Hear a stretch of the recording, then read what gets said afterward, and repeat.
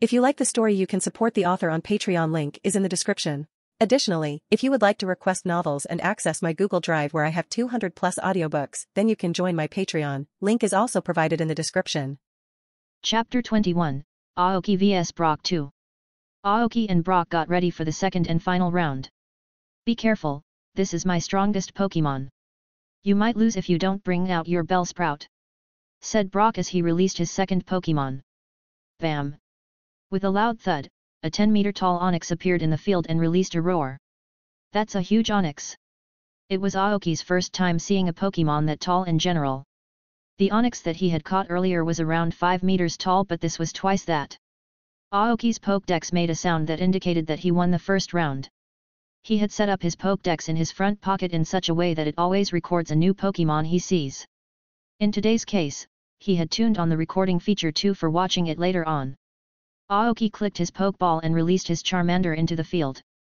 Brock didn't comment on Aoki's choice of Pokemon but was surprised to see a Charmander, as those are not seen very often. The Charmander, brimming with vitality, looked toward the towering Onix with a fire in his eyes. Charmander knew that this was an important battle for Aoki, even then he chose him over the others, so his pride won't allow him to lose to the Onix. Aoki looked towards Charmander, who had recently broken to intermediate rank and was going to fight a Pokemon in the upper echelons of intermediate rank. Onix was a Pokemon that had physical strength that surpassed Charmander by a huge margin, so the difficulty increased more. This will be Charmander's toughest battle so far. We are winning this Charmander, so let's give our best. Charmander, work up. Onix Sandstorm sand seeped out of the body of Onix and covered the field, but this time it was stronger than Guaidud. Charmander coated his limbs in Dragon-type energy and dashed towards Onix. Bluish-purple claws formed in the hands of Charmander as he slashed forward. This was the Dragon Claw that Aoki made him learn. Onix counter with Iron Tail. Charmander, who ignored the damage from slashing his claws toward Onix, was met with a strong force which pushed him back several meters. Collect energy at your feet and kick backward, now. Charmander did what he was asked and stopped himself from getting hurt as he was going to crash into a boulder.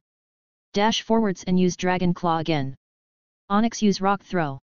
Charmander repeated the actions and sliced apart a few rocks before racing Onix. Just as he was about to be flicked away by Onix's tail, Charmander used Dragon Tail again, the attack, to propel himself into the air and released his strongest attack. Opening his mouth, he released a breath of destructive Dragon-type energy whose range and power were not less than Flamethrower. It was Dragon Breath. Boom! Onix gritted his teeth and used Rock Tomb at Charmander, completely sealing him off. Charmander released every bit of the Dragon-type energy collected at one, now. Boom! The rocks around Charmander exploded as he dashed sidewards, missing Onix's tail by a few inches. Charmander rotated his body and hooked onto Onix's tail and started to run towards his head. As soon as Charmander reached a sufficient height, he used Dragon Breath again, but Onix responded with something unexpected. Dragon Pulse. Although Onix didn't have a dragon bloodline, they could learn 3 dragon-type moves: Dragon Tail, Dragon Pulse, and Dragon Breath. Aoki forgot to take into consideration that an intermediate-level Onix can have a Dragon-type egg move, as they learn these attacks at much higher ranks. Boom! Charmander's purple flame-like Dragon Breath and Onix's beam-like Dragon Pulse collided, creating a large and loud explosion that completely covered Charmander. Onix put him down. Charmander used Protect Quick. Aoki shouted as he realized something, but it was too late. Onix's body glowed white as he used Double Edge on Charmander, who could not dodge on time and crashed to the ground. Due to the Iron Head character trait of Onix, the damage from the recoil was negated.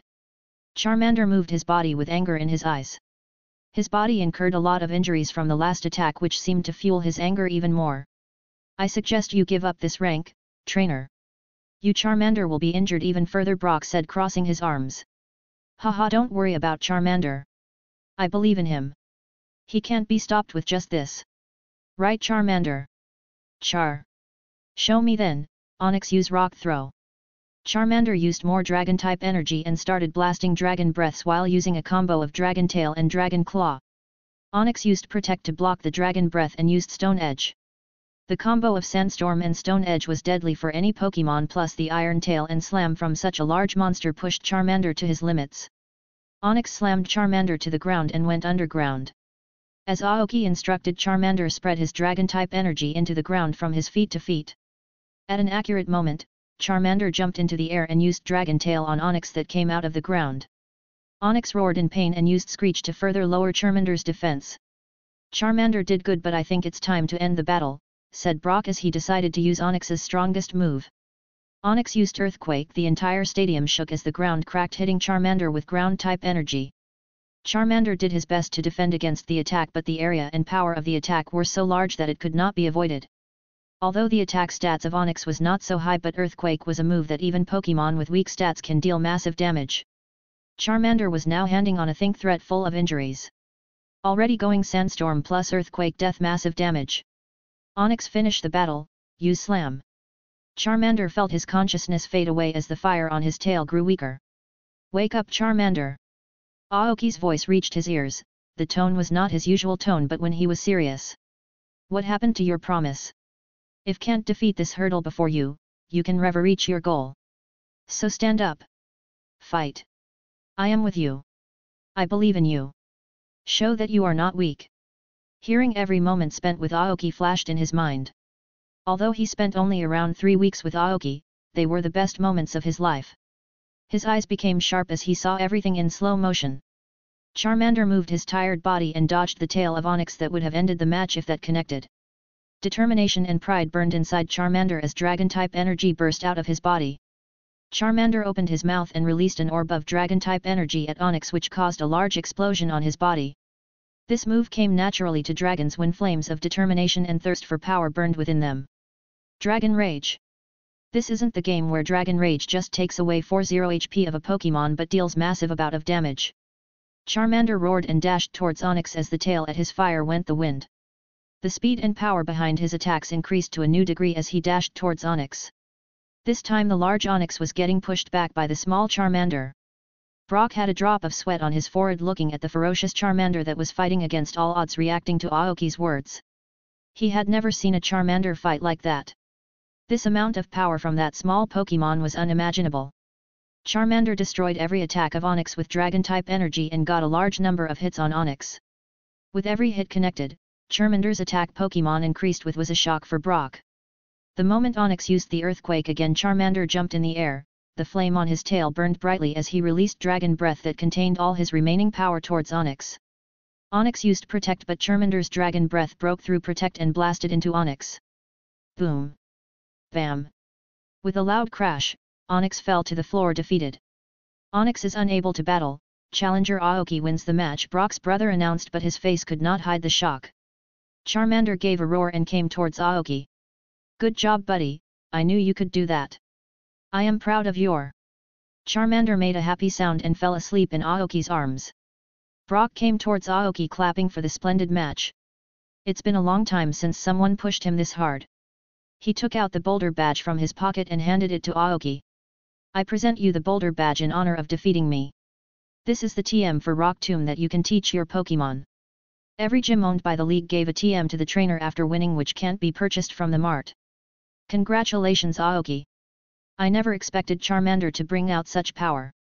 That was a bit unexpected for me too, but something inside me is telling me that this is just the borderline of what Charmander can do, Aoki said as he started fidgeting with his Pokédex. Now that you have won the gym badge, what are your plans? Brock asked. I don't really have anything important to do. I haven't really explored the city, so we will be doing that, Aoki said. If that's the case, why don't you two come for lunch to my house tomorrow? I want to ask Aoki about the diet he gave to his Pokémons. Thanks, Brock, we will take the offer, Misty said happily. Sure, Brock, no problem. Aoki accepted the offer. Chapter 22, Lunch with Brock. Pewter City. The next morning Aoki woke up and found that it was already 10 a.m. Same as always, Aoki found Misty clinging to him in sleep. He planted a kiss on her forehead and went to the washroom to freshen himself. Every hotel room they booked had a small kitchen attached to them, so Aoki prepared a light breakfast for everyone. Misty woke up after a while and ate breakfast, complimenting Aoki for it. Aoki turned on the TV, which showed that yesterday night the Viridian City Pokémon Center was attacked by 2 members of Team Rocket who escaped with a Meowth-shaped hot air balloon. Although they didn't manage to steal any Pokémon, they stole some money and medicines from the Pokémon Center. Next, they showed a picture of a boy with a Pikachu who helped in repelling the Team Rocket member. Isn't that Ash? So he exists after all. Are these people idiots? How can someone be so foolish as to attack a Pokemon Center? Misty exclaimed. Seems like they were experienced thieves since they managed to steal something after all. But it seems someone discovered them or else they would have escaped without causing too much commotion. That seems a good conclusion. Well, at least none lost their Pokemon. After some more discussion, they left their hotel for their destination. Aoki rented a rock field to train his Pokemon while Misty rented a pool for training. In each city, there are multiple places that could be used for training Pokemon. Some required reservations while most of them were open to all. They trained their Pokemon till the afternoon and reunited at the hotel for a change of clothes. From there, Aoki and Misty started traveling toward Brock's home. His house was located a little far away from the main city, so they had to take a taxi. They reached a place that was peaceful and away from the noisy main city. This place had mainly 2 to 3 story houses and no more than that. Aoki and Misty reached his house and knocked. After a minute, a mature woman with brown hair opened the door. "Aira, you must be Brock's friends, please come inside. Thank you for having us." In the house, he met 9 children who were playing with 2 Geodudes and a Marill. Most of them almost looked like Brock. Aoki knew that Brock had a lot of siblings, so he brought a lot of chocolates for everyone, making the children happy. Staying in shape even after giving birth to 10 children, Brock's mom is truly commendable. The children dragged Misty to play with them while Brock's mother provided Aoki with tea. After 5 minutes, Brock entered the room along with a big green Pokemon holding food plates. Aoki recognized that Pokemon. It was Ludicolo, a Pokemon from the Hoenn region. "Misty, do you know this Pokemon?" asked Aoki. "No, I have never seen this Pokemon. This is Ludicolo, it is water and grass type." Misty, hearing that Ludicolo was a water type, could not control herself and filled Brock's mother with various questions. She got to know that Brock's mother Lola was once a water-type trainer before getting married. Her Ludicolo is the final evolution of her Loaded that she caught in the Hoenn region. "Do you know Pokemons of other regions too?" asked Brock's mom. "Yes, I have studied a lot of Pokemons even in other regions." Aoki. He, after spending an entire month with Misty, knew that studying was her worst enemy. She sometimes even failed to identify common Pokemon, so not recognizing Ludicolo was obvious. She must have gotten away with skipping classes because of her status. Brock's dishes tasted very good, so Aoki decided to ask for the recipe later on. While discussing various things with Brock, the talk about their real dreams came out. "I want to start my journey to fulfill my dream of becoming a Pokemon breeder and groomer, but my useless father left the responsibility of the gym to me. I am not suited to be a gym leader, so I am helping Forrest to take my position as a gym leader," said Brock. Forrest was the boy that acted as a referee in Aoki's match. Apparently, Brock's father went to do something and didn't return for 7 years. How did he know that he didn't just die? Because his mother assured him that, along with some letters he received.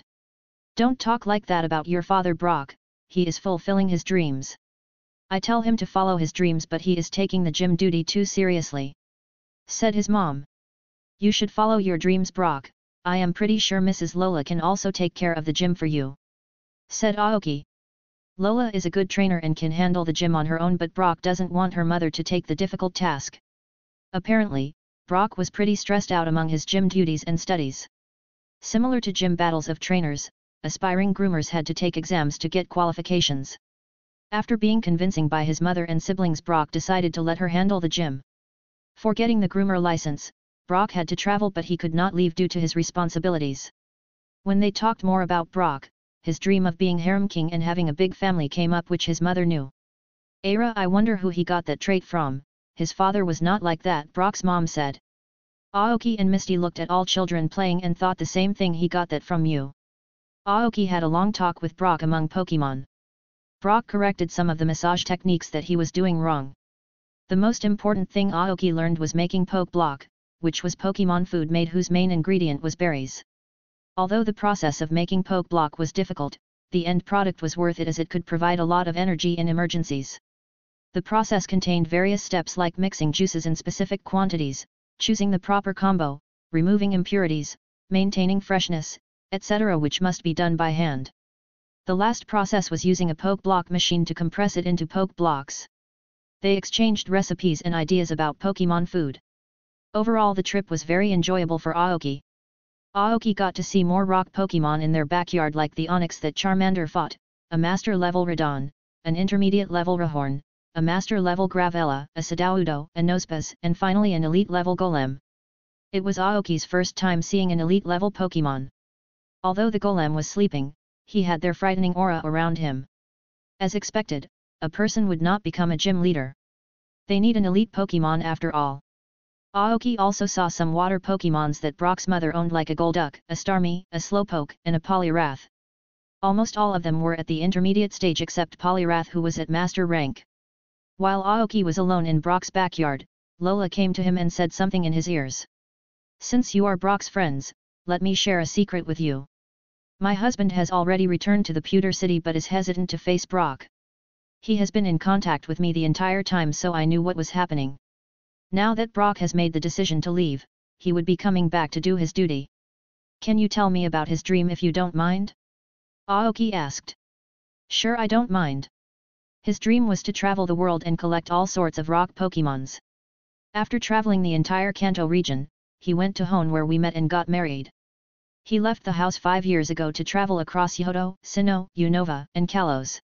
Now that his dream is fulfilled, he will take his duties seriously. "Don't you want to travel too?"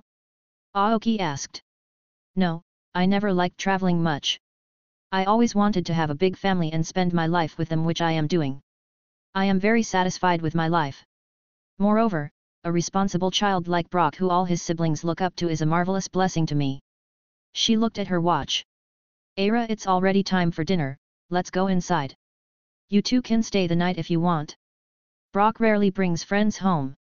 Thanks for the offer, but we have to refuse. I already have some pending business to do." "It's okay, be sure to spend a night when Brock is home." Aoki and Misty returned from Brock's house in the night after having a nice dinner. On the way, he brought some berries and a poke block making machine from the market. Aoki had given his Pokemon vacation for the day and would begin intense training from tomorrow, as he had to prepare for MT Moon. Back at the hotel.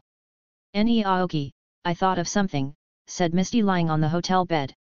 "I am thinking of participating in the Indigo League.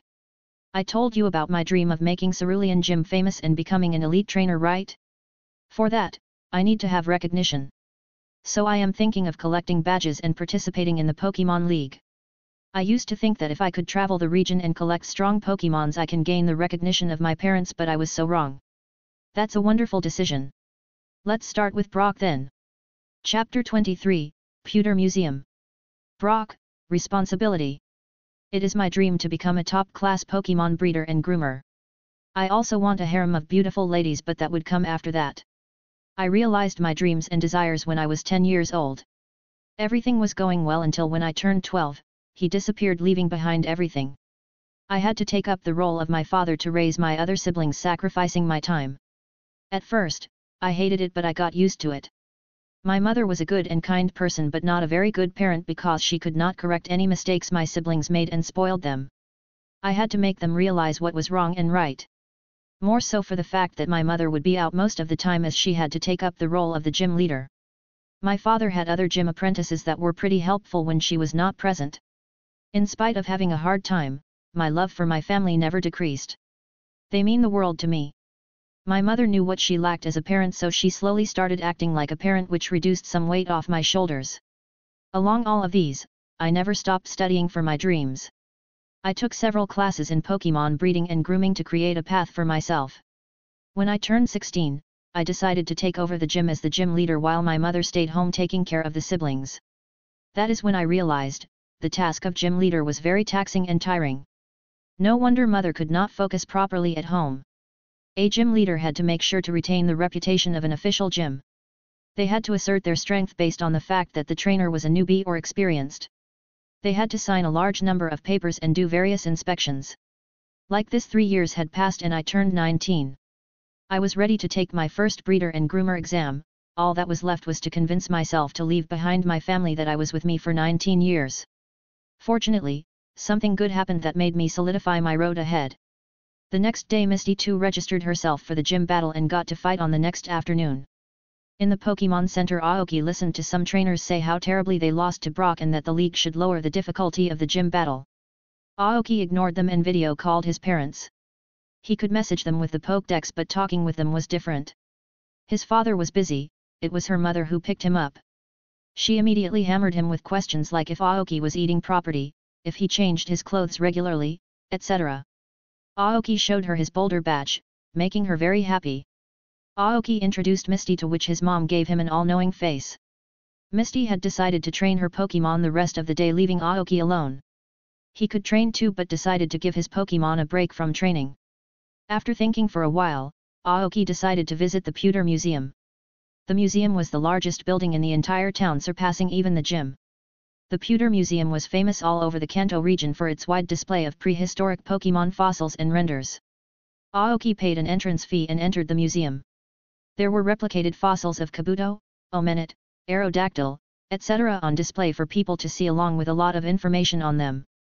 There were fossils from other regions too, which were imported from other regions like Liliup, Bastiodon, etc. Aoki moved ahead and saw different pictures like the one where a man was holding a living Kabuto. And yes, the researchers have found a way to revive Pokemon from their fossils, but only if the fossil was complete, or else the Pokemon would die as soon as it is revived. There were some excavated fossils on display that were found on Mount Moon, which was heavily guarded. The fossils that can be revived were in the deepest part of the museum with top-class security. Talking about Mt. Moon, people avoided going to Mt. Moon. This place was infested with blood-sucking Zubats, Graveler, Onyx, Sandslash, etc. It is called one of the most dangerous places in Kanto for a reason. This place is suicide for normal people and possess an immense threat to trainers too. Mt. Moon has several floors both towards the peak and underground filled with wild Pokemon. These floors are carved by wild Pokemons for centuries. Many people went in the search of rumored Clefairy and Moonstone Reserve, but not everyone comes back uninjured. This was one of the places where wild Pokemon generally do not come out of their habitat, so the League doesn't take any steps. Anyone who ventures is given a map of accessible and forbidden areas for them to travel. The map only covers 2 floors beyond, which is called the Death Zone. Some say that even elite-level Pokemon can be found on the topmost and deepest floors of Mount Moon, but no one tried to find out if it was true or not, as it was not worth risking their life. The Pokemon there have developed a natural ability to see in the dark and have very good knowledge about their surrounding. So even trainers with strong Pokemons fall under the attack of such Pokemons. The mountain has its own ecosystem inside with plants that are only native to that place.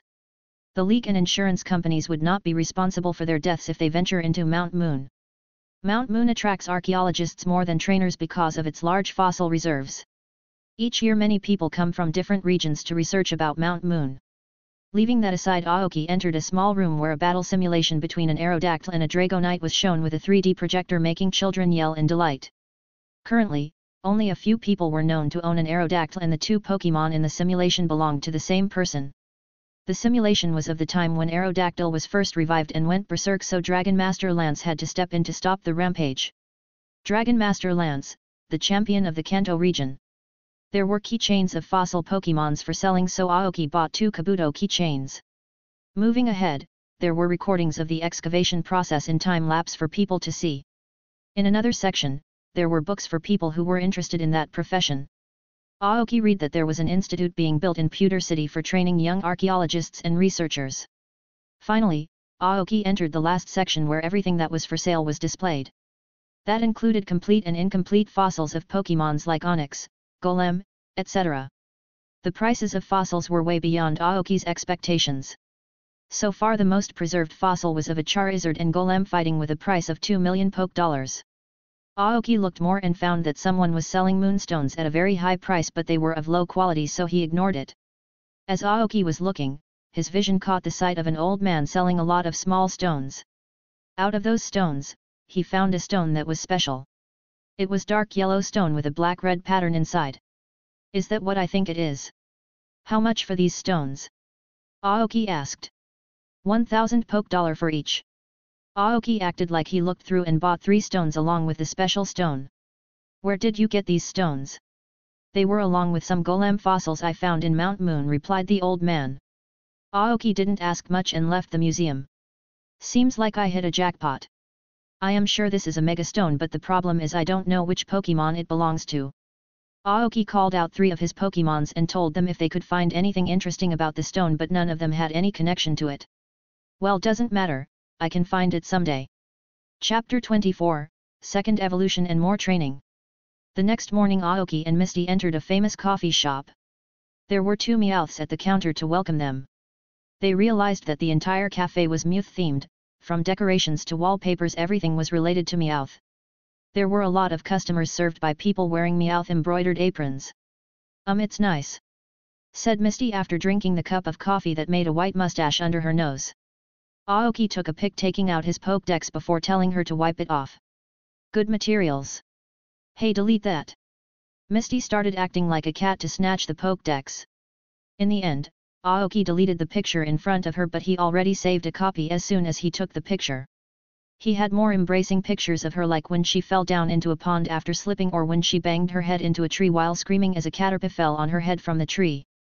In the afternoon, Misty and Aoki went for the gym battle, which was set on public mode, so there was an audience to watch.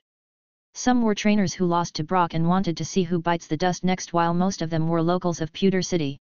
Go Misty, you can do it!" cheered Aoki from the crowd. "Stop embarrassing me!" cursed Misty as her face turned red. Some people in the audience recognized Aoki and Misty, which increased their expectations for the match. The match began with Misty sending out her Poliwag while Brock started with his Guaidud. Brock used the same Sandstorm strategy and defeated Poliwag despite having a type advantage.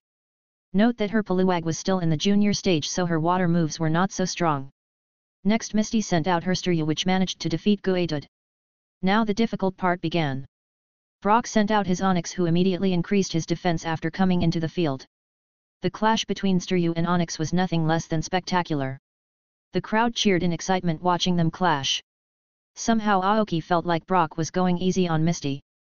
There were many instances where Brock didn't initiate to attack Sturyu, which would have ended the match. Some partiality for an old friend seems fair.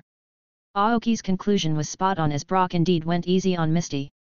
Since his childhood friend was starting as a Pokemon trainer, it made him happy, so to encourage her, he went a bit easy on her. After a hard battle, Sturyu came out victorious, defeating Onix with continuous water attacks. Both Aoki and Brock had to agree that Misty was good at commanding her Pokemons. She was an unpolished gem that could be shined to be perfect. Aoki made Misty her favorite dish and an intimate kiss for winning. After the match, Aoki started giving his Pokemon intense training and trained with them. He was alone outside the city, as Misty and Aoki generally trained their Pokemon alone.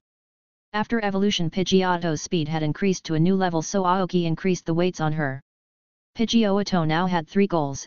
First was to master the new moves that came after evolution, namely Air Slash and Agility, second to learn to coat her body parts in Steel-type energy, and third increase her speed and maneuvering even more. Out of the 3, the most difficult was the second one, as that level of energy manipulation would push a Pokemon beyond its limits. Pokemon ever doing that, but Aoki believed that if she had learned Steel Wing, she can do that too. No had to do it. Aoki opened his Pokédex and looked at the stats of Pidgeotto. Name, Pidgeotto. Type, normal/flying. Species, bird Pokemon. Gender, female. Ability, keen eyes, immune to attacks that lower accuracy, tangled feet, raises evasion if Pokemon is confused. Stage, intermediate. Moves, tackle, sand attack, gust, quick attack, tailwind, work up, protect, double team, peck, wing attack, aerial ace, roost, steel wing, agility, air slash. Next was Charmander, who had now good control over fire and dragon type energy, so it was steel type training for him too. Charmander had learned Metal Claw before, so it was time to learn Iron Tail and coat his body in iron type energy. Out of all the 3 Pokemon, Charmander was the worst at energy control, so he has to work extra hard. Aoki had never stopped training in martial arts, so he taught some moves that he can use in battle. Finally, he focused on Bellsprout, who had learned Solar Beam. "I think it is time for you to evolve, buddy." Hearing this, Bellsprout was visibly happy. It's okay for a Pokemon to not evolve throughout its life, but it is harmful to a Pokemon to hold back its evolution for too long. Aoki told Bellsprout to stand in front of him as he kept 3 medium-quality leaf stones and the Miracle Seed in front of him. The leaf stones cost him 20k Poke Dollars, but Aoki was ready to spend for his Pokemon. Although Bellsprout didn't need these to evolve, Aoki wanted to provide him with as much energy as possible before evolution. Aoki fed Bellsprout something which was made after combining his food and Poke Blocks. "You can start now," said Aoki as Charmander and Pidgeotto surrounded their friend to see him evolve. Bellsprout burst out in a white light which turned deep green as it covered the leaves, stones, and Miracle Seed, its body grew larger as the light turned light green as the rainbow wing released its energy into the evolution light. All of a sudden Aoki felt weakened, but he didn't lose his focus and waited for Bellsprout to evolve. This was by far the most strange phenomenon to Aoki. Even after digging through various information pages on the internet and in books, he could not find a condition where evolution drains a person's stamina. I might have some kind of power but no use of thinking about something I cannot control. Aoki had his suspicions as his Pokémons were growing too fast.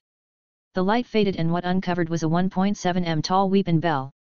The normal light yellow color of a normal weeping bell was now golden, a branch-like structure grew out of his head which was purple rather than normal green. The big leaves on his sides were deep green with a feeling of sharpness. The normal pink mouth was now deep purple.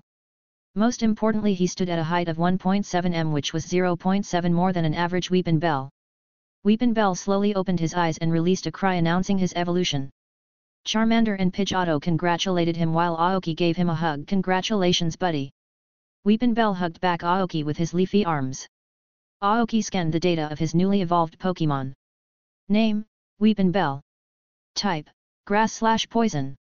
Species, Flower Pokémon. Gender, Male. Ability, Chlorophyll, enhances speed under sunlight. Stage, Intermediate.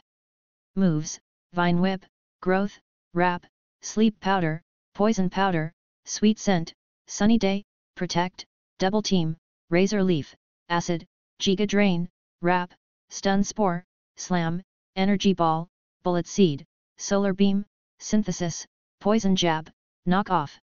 Aoki gave more food to Weeping Bell to replenish his energy and start the training for the new moves that he learned after evolution. Aoki reappeared the weights and made some changes to his calm mind techniques. For the next 5 days, Aoki and his Pokémon trained very hard, especially Charmander, as he got left behind by his friends due to their evolution. Charmander wasn't ready for evolution yet.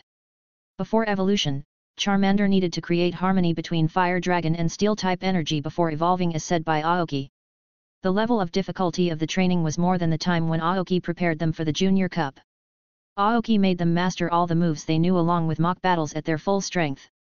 He made sure that their health didn't deteriorate to an alarming level and was always ready with medical supplies.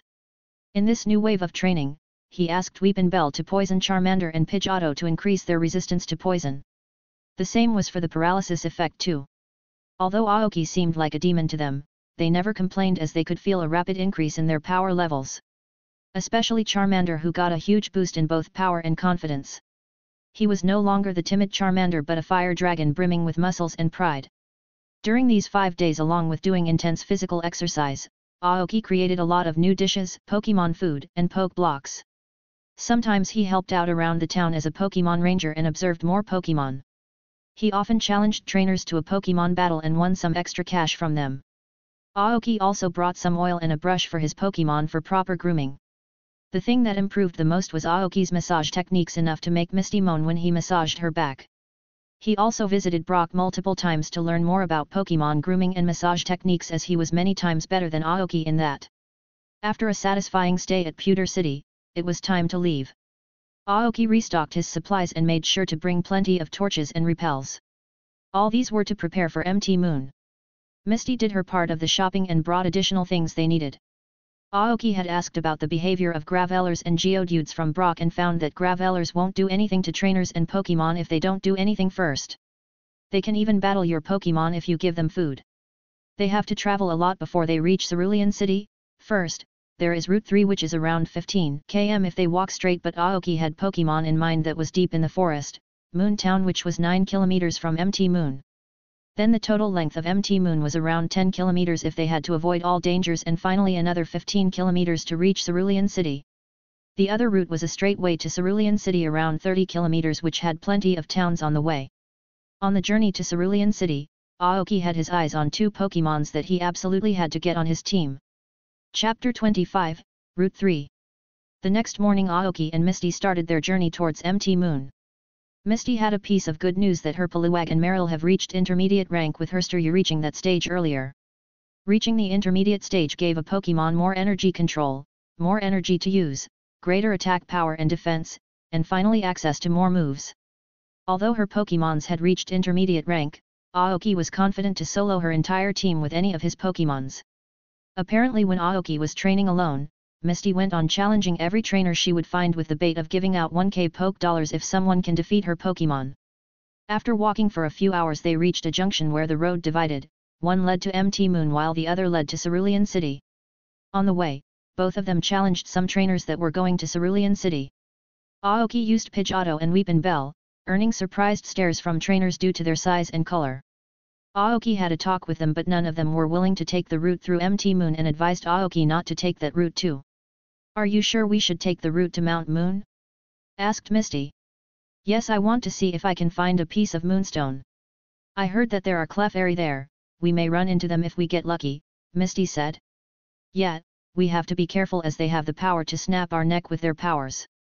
But before that, we need to worry about safely crossing Mount Moon," Aoki said.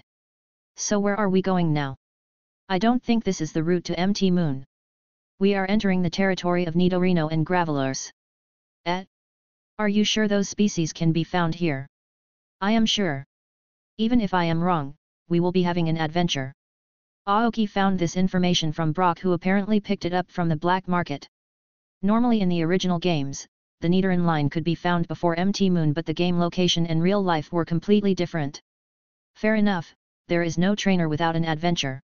Good to hear that, Misty. Aoki and Misty walked some more and entered the territory of Nidoking and Golems, which was after an open field where they saw Doduo and Tauros. The scene of green grass dancing with the wind was very pleasant for them to see and feel. The territory of Nidoking was a forbidden area due to high-level Pokemon leaving there, so Aoki didn't want to make some preparation before going there. Angering a Pokemon by getting into its territory was the last thing he wanted. They decided to camp for the night in the field with their Pokemon on watch. Aoki as always made everyone a delicious dinner and gave his Pokemon message before sleeping. Misty had settled down very comfortably with Aoki and thought of him as her ideal partner that she always thought about. Staying with Aoki has made Misty open up her real pervert self to Aoki, which she has never exposed to anyone. Aoki knew that the tomboy traveling with her was a big pervert, but he never backed down and make her open up even more. Aoki and Misty expected a peaceful night, but it didn't go well as they were attacked by a group of Doduo and Dodrio, all at the intermediate rank, giving them a hard sleepless night fighting and saving their things from getting destroyed. At one point Charmander set up a large fire that kept on spreading, making Misty's Pokemon to work extra hard to put off that fire. The fight with Doduo even attracted the attention of some Tauros who came to see the fun. Aoki got to see something that he didn't know about. Every time a Doduo or Dodrio was in a near-death state, a Tauros would end its life and leave the area dragging the carcass by its throat. Aoki never knew that Tauros were omnivores, as he assumed them to be herbivores. When the flock realized they were rapidly losing their members, they escaped, with the rest becoming Tauros targets or fried chicken under Charmander's flames, giving everyone a good morning meal, especially Pidgeotto. Fortunately, the Tauros neither chased nor attacked Aoki's group and left after expressing their gratitude. "I am so sleepy," Misty complained with dark circles under her eyes. "We got a new experience. It was good that we had intermediate level Pokemons, or else we would have become the food of those Pokemon instead." After packing their bags, they started their journey towards their main goal. Not even half an hour into the forest, they saw half-eaten human and Pokemon corpses and large trails of blood. Judging by some of the appearances, the people who died were around their age. "Maybe turning back would be better," Misty said, seeing the corpses. "Nah, it's fine, it's not like we haven't seen corpses and bloodbaths before." Aoki took out 3 Pokeballs and released his Pokemons. "Pidgeotto, fly ahead and look signs of any Nidoran or Nidorino. Charmander, walk in front of me, Weepin' Bell, walk behind me." Aoki wanted his next Pokemon to be Nidoking. He could go for Guaidud, but Nidoking had a wider move pool than Golems. Aoki and Misty entered deep into the territory while Misty took out her Pokemons. After a while, Pidgeotto returned and pointed in one direction. "Good job, Pidgeotto, keep flying and come down when I call you back." When they reached the place Pidgeotto pointed, they found that it was full of craters and broken trees.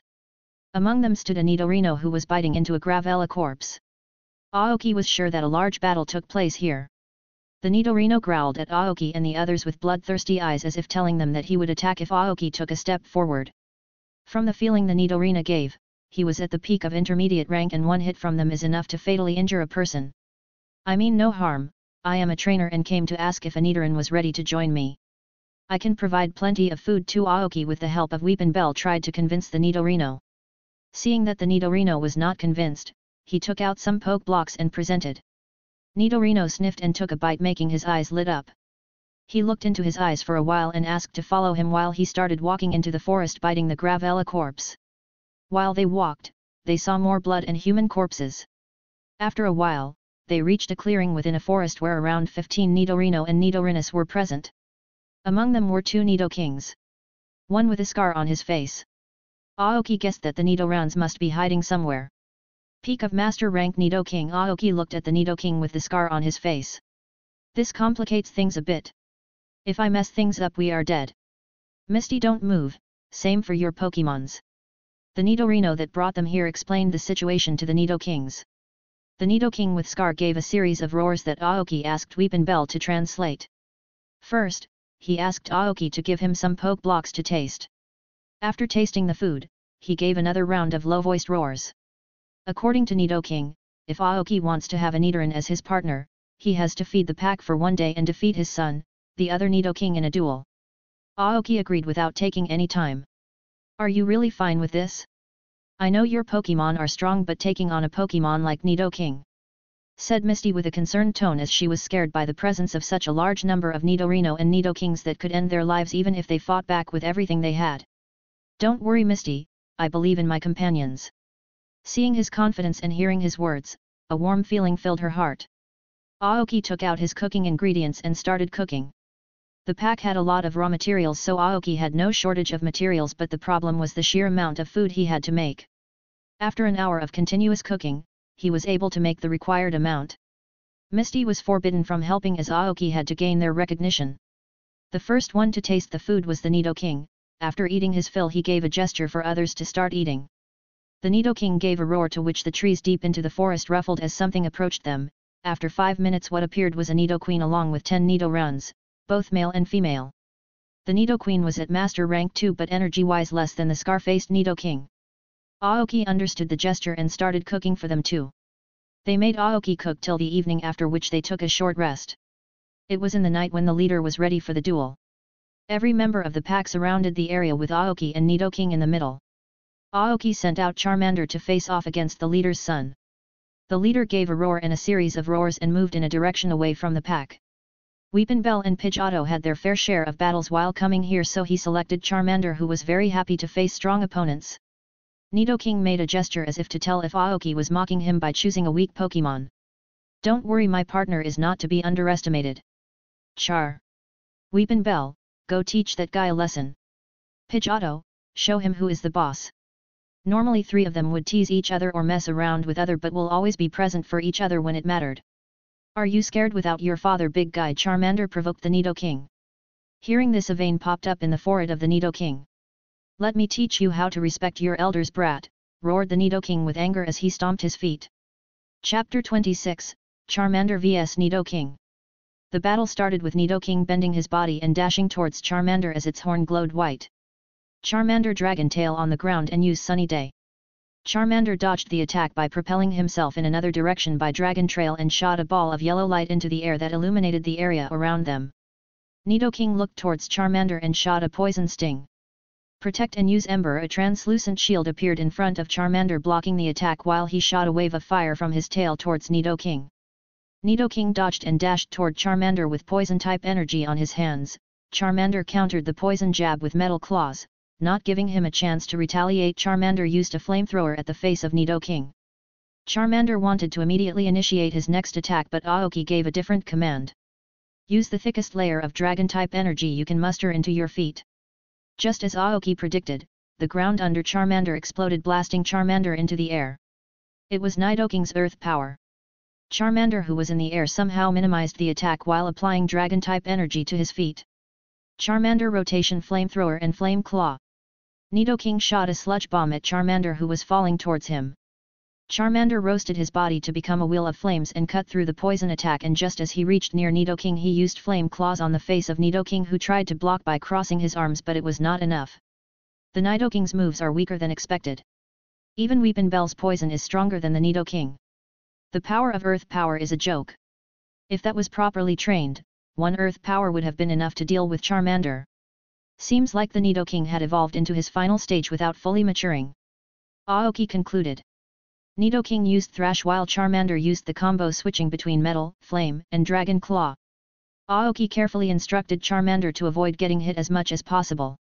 Misty was both amazed and shocked to see Charmander fight like a professional fighter, unlike the time when he fought against Brock. Nidoking used Leer to decrease Charmadner's defense, so Aoki ordered Charmander to use Work Up to increase his attack even more. He could have asked Charmander to use Growl to lower Nidoking's attack power, but Growl from an intermediate level Pokemon would not have much effect on a master level Pokemon. Many tremors occurred every time they clashed. The pack was surprised to see that a small Pokemon was fighting on equal grounds against their soon-to-be leader, but their respect for him didn't decrease as they have fought against him before and know his strength. Charmander didn't manage to dodge one attack and got smashed into the ground by getting a hit from the horn, which dealt large damage. Charmander got angry and started blasting flamethrowers at Nidoking without restraint, abandoning the proper control that he did till now. I need to give him emotion control training more, thought Aoki. Nidoking used a sludge wave and sent a wave of poison toward Charmander. Charmander enveloped the wave of poison in a vortex of fire using Fire Spin. Their clash continued with both of them taking damage, but the damage taken by Charmander was more than Nidoking. Due to the damage taken, Charmander's Blaze character trait activated, making his attacks now started dealing serious damage to Nidoking. With each attack the power and speed behind Charmander increased, pushing a giant Pokemon like Nidoking into a corner. This was the most important phase of the battle, so Aoki's entire concentration was on commanding Charmander to deal maximum damage and not get hit, as a single rock and ground type move would be game over now. Charmander's teeth turned red as he used a Fire Fang and bit into Nidoking's horns. Nidoking moved his head and slammed Charmander to the ground and charged a Hyper Beam. Charmander Smokescreen and Dragon Breath.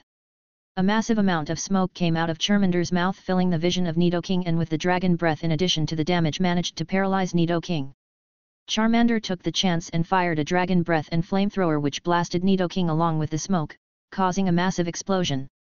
This attack brought Nidoking to his knees, but his pride didn't allow him to do down. With the remaining energy he shot a Hyper Beam towards Charmander. Charmander! Dodge at any cost and use Dragon Breath full power. The eyes of Charmander turned red as he dodged and released a dark blue stream of Dragon Breath collided with the Hyper Beam, creating a massive explosion and shockwave, sliding some Nidorinos backward. The smoke cleared and what was uncovered was the fallen body of Nidoking, while Charmander was still standing with a grin. Charmander said, giving out a roar, "Who is weak now, hey?" Weepinbell and Pidgeotto saw his behavior and thought, here he goes again.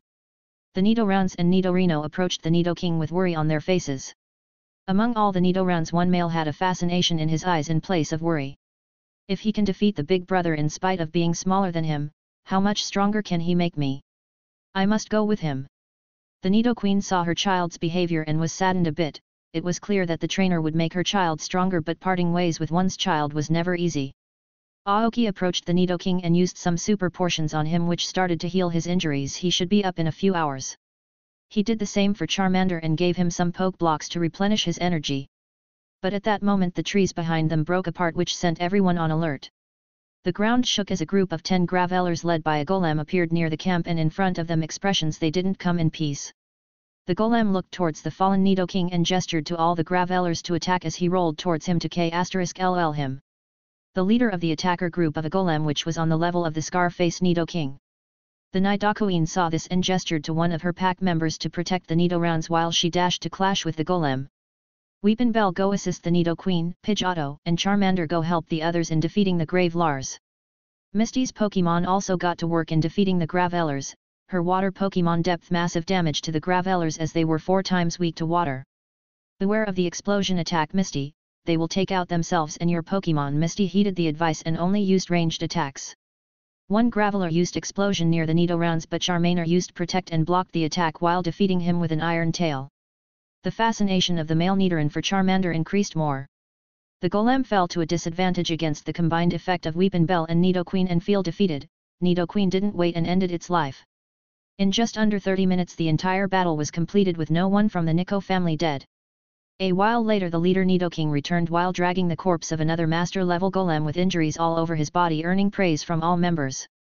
A few hours later Nidoking woke up and saw the situation. He was extremely grateful to Aoki and Misty for protecting his squad members. Aoki and Misty were allowed to sleep while the Nidoqueen kept watching for additional attacks.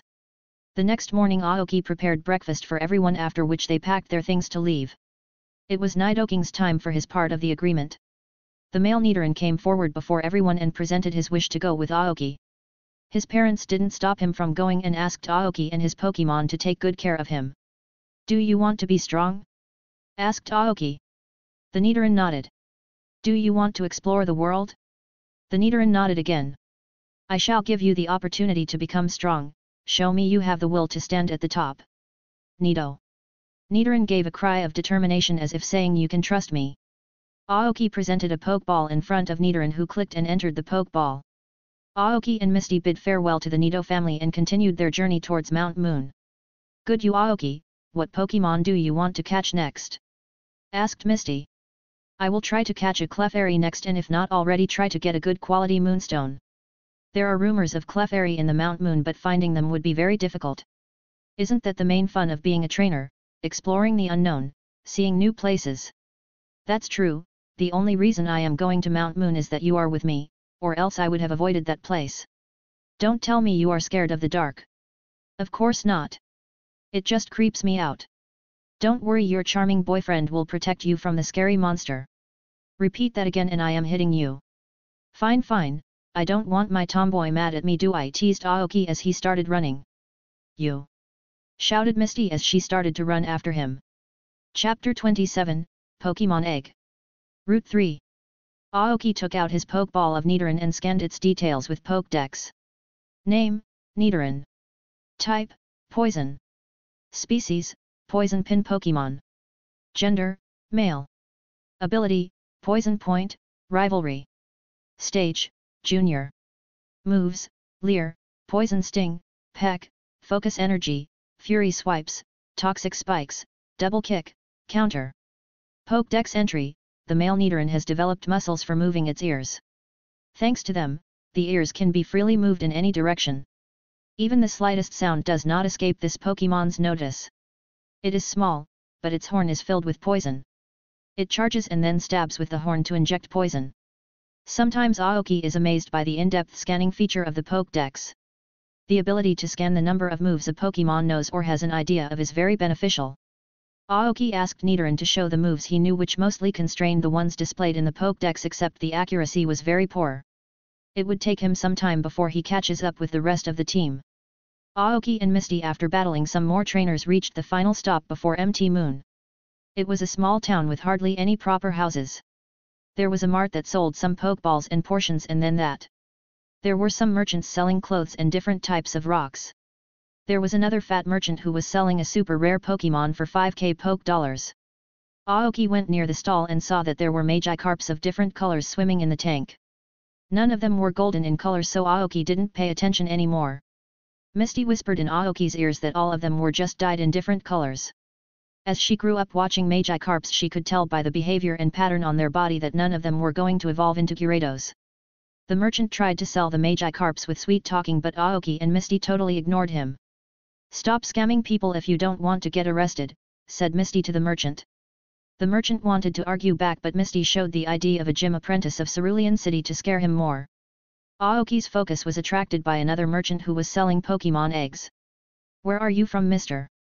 You don't look like a native of the Kanto region, asked Aoki to the merchant. Ho ho, you recognized my attire. Yes kid, I am from Hone region. I have a business of selling Pokemon eggs.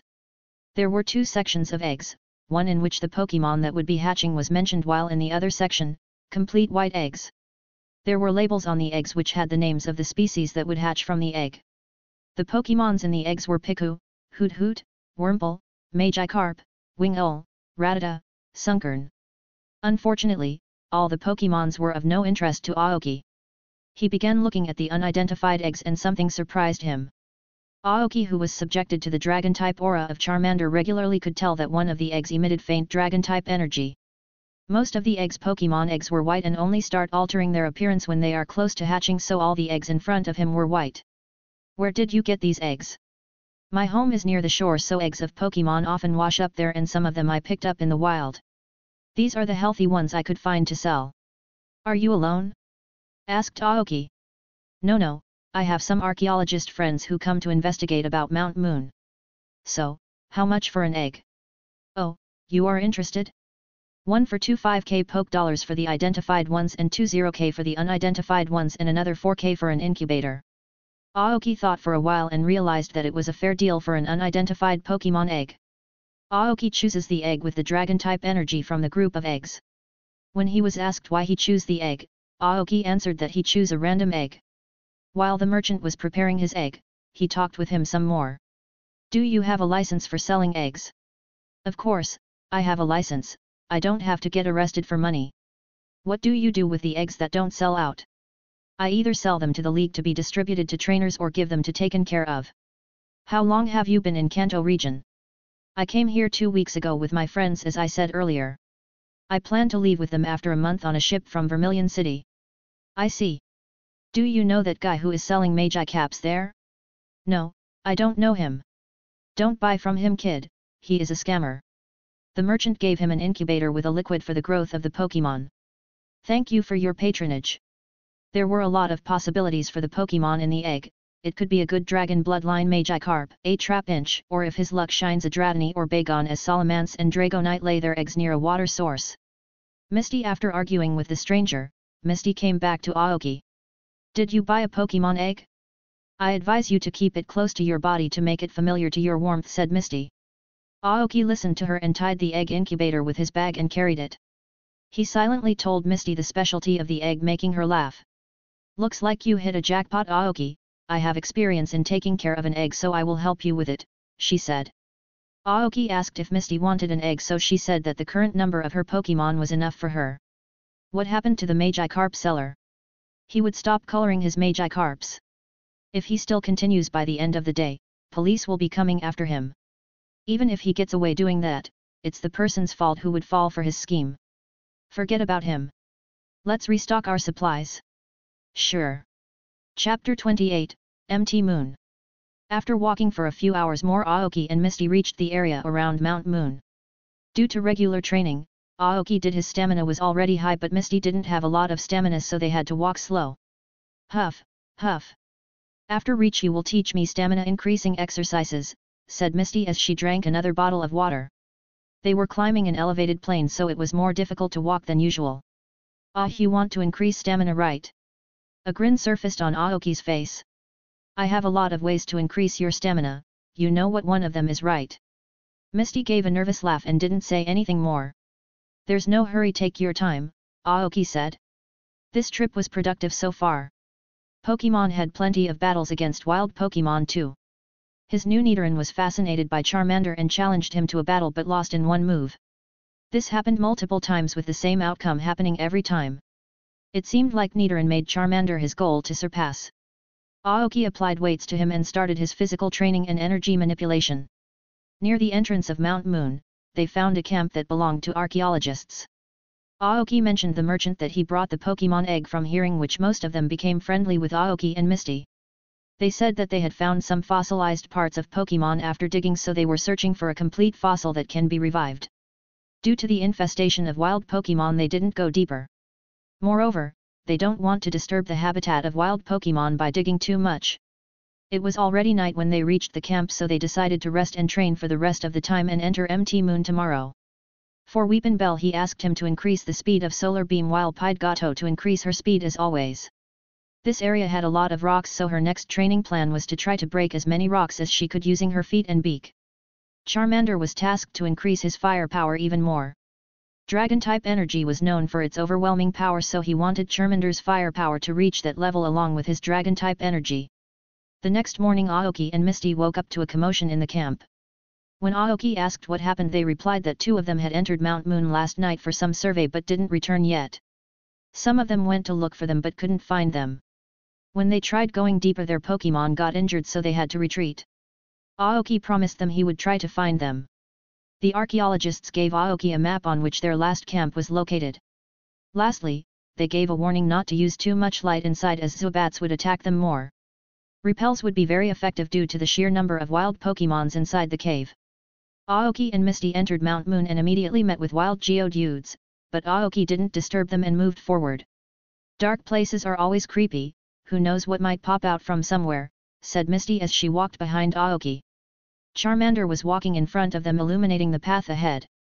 Occasionally they were attacked by some Zubats, which Misty defeated with Poliwag, as her Poliwag was close to evolution. As they went deeper, the number of Zubats increased a lot, giving them quite a bit of trouble. After walking for a few hours they came to the marked location where a tent and some lights were set up by the archaeologists. On the way to his place, they came across many holes and fossils that the archaeologist would excavate later. "Let's take a break here, I am tired from all these Zubats," Misty huffed and put down her bag. When they were resting, they were approached by a group of paras led by a parasect. This species was known for producing medicinal and poisonous mushrooms on their back even at low investments. These Pokemon are mostly used by doctors or botanists. The gaze of the group was on the food in Aoki's hand. Aoki thought of an idea and asked for some poisonous and medicinal mushrooms from them in exchange for food, which they agreed happily. Aoki called out to Nidoran and fed him the poisonous mushrooms and told him the process to create the poison sac. Nidorans also had poison sacs when they evolved into Nidorino, which Aoki wanted him to create it before evolution. The poison from the mushroom of Parasect was on par with Arbok, so the process would be easier. Weepinbell started guiding Nidoran about the process of poison sac while at the same time giving him some of his poison. Misty left like Aoki was doing everything and she was leeching off, so she too started learning cooking from him, which she never bothered to do. Surprisingly, she was not so bad at it and learned at an average pace. "My sisters would be surprised seeing me cooking," said Misty as she remembered when she used to throw tantrums for not getting tasty food from her sisters. Now she realized how difficult it was to cook. They continued their journey, but now stronger opponents like Onix, Gravelers, and occasionally Golbat started appearing. Goldbats gave Misty a harder time due to their speed, but her Pokemon overcame those hurdles with great difficulty. After continuous fighting, her Poliwag finally evolved into a Poliwhirl. Misty was very happy as having arms was a huge power boost for her Pokemon. Now they started walking down the path that was not described on the map as Aoki wanted to give his Pokemon some training. Weepinbell, Pidgeotto, and Charmander were free to attack as they liked, but Aoki commanded Nidoran in every move as he was competing with intermediate rank Pokemon with junior level strength. They continued their journey without sleeping as it would be dangerous to sleep now. As they continued they saw human blood spilled on the way and some broken cages and signs of struggle. Aoki felt something was wrong. "Misty, increase your vigilance. Something is not right. It is too quiet," said Aoki. Misty became serious and warned her Pokemon to be cautious too. They started walking cautiously and reached a chamber from where he smelled the scent of blood. Aoki's Pokemon felt threatened and warned Aoki. "Charmander, use flamethrower on the roof in front of you." Charmander blasted a pillar of flames at the roof, which was countered with a dark blue glowing ball. But the flame scattered around was enough to see the situation. On the roof were hanging 2 peak intermediate rank Crabats and a couple of Golbats. The Crabats were about 1.8 meters tall and looked at Aoki with extreme hostility. On the ground bodies of Pokemon and humans were laid whose blood was being sucked by Zubats. "Oh no!" Misty exclaimed after seeing the condition of the people. "This is bad. Charmander, sunny day. Weepinbell, move the people to one corner and join the battle." "Pidgeotto, attack the Crabats," said Aoki and turned towards Misty. "Help Weepinbell in moving the people to one corner." The Crabats were a major problem. Even at the intermediate rank, they were one of the fastest and most venomous Pokemon. 1 Crobat is acceptable, but 2 Crobat in the wild are concerning. He was going to fight 2 Pokemon that were in their last evolution. "I need to be vigilant. Misty, deal with the Golbats, I will fight the Crobats." "Roger." Either something has happened deep in the MT Moon, so they migrated forward, or someone released their Crobat in the wild. Either way, since they have come in the vicinity of Crobats, they cannot leave without a battle. Chapter 29, Troubles and Rewards. One of Crobats released an air cutter while another one released Venoshock directly at Aoki. "Charmander, protect, Pidgeotto, air slash. You two don't hold anything back." A semi-translucent shield appeared in front of Charmander that protected them from the Venoshock. Pidgeotto's air slash was like sharp winds taking the form of a crescent moon, which destroyed the Crobat's air cutter, which reached near her instantly. Pidgeotto was shocked to see the power and speed of Crobat's air cutter. Charmander dashed towards one of them and used a fire spin while Pidgeotto used a steel wing. Aoki gave them some commands, but his main focus was on Nidoran as he commanded him to fight those Goldbats along with Misty. Normally Nidoran would not stand a chance against such a large number of enemies, but this is where Aoki's talent truly shined.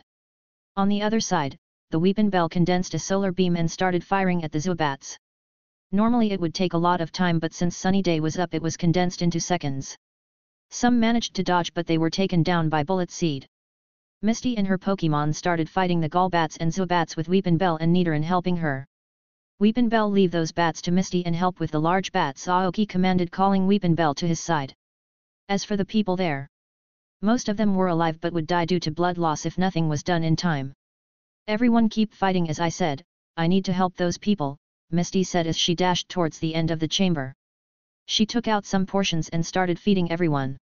Although portions had very little effect on humans, at the moment every help was needed. Misty duck.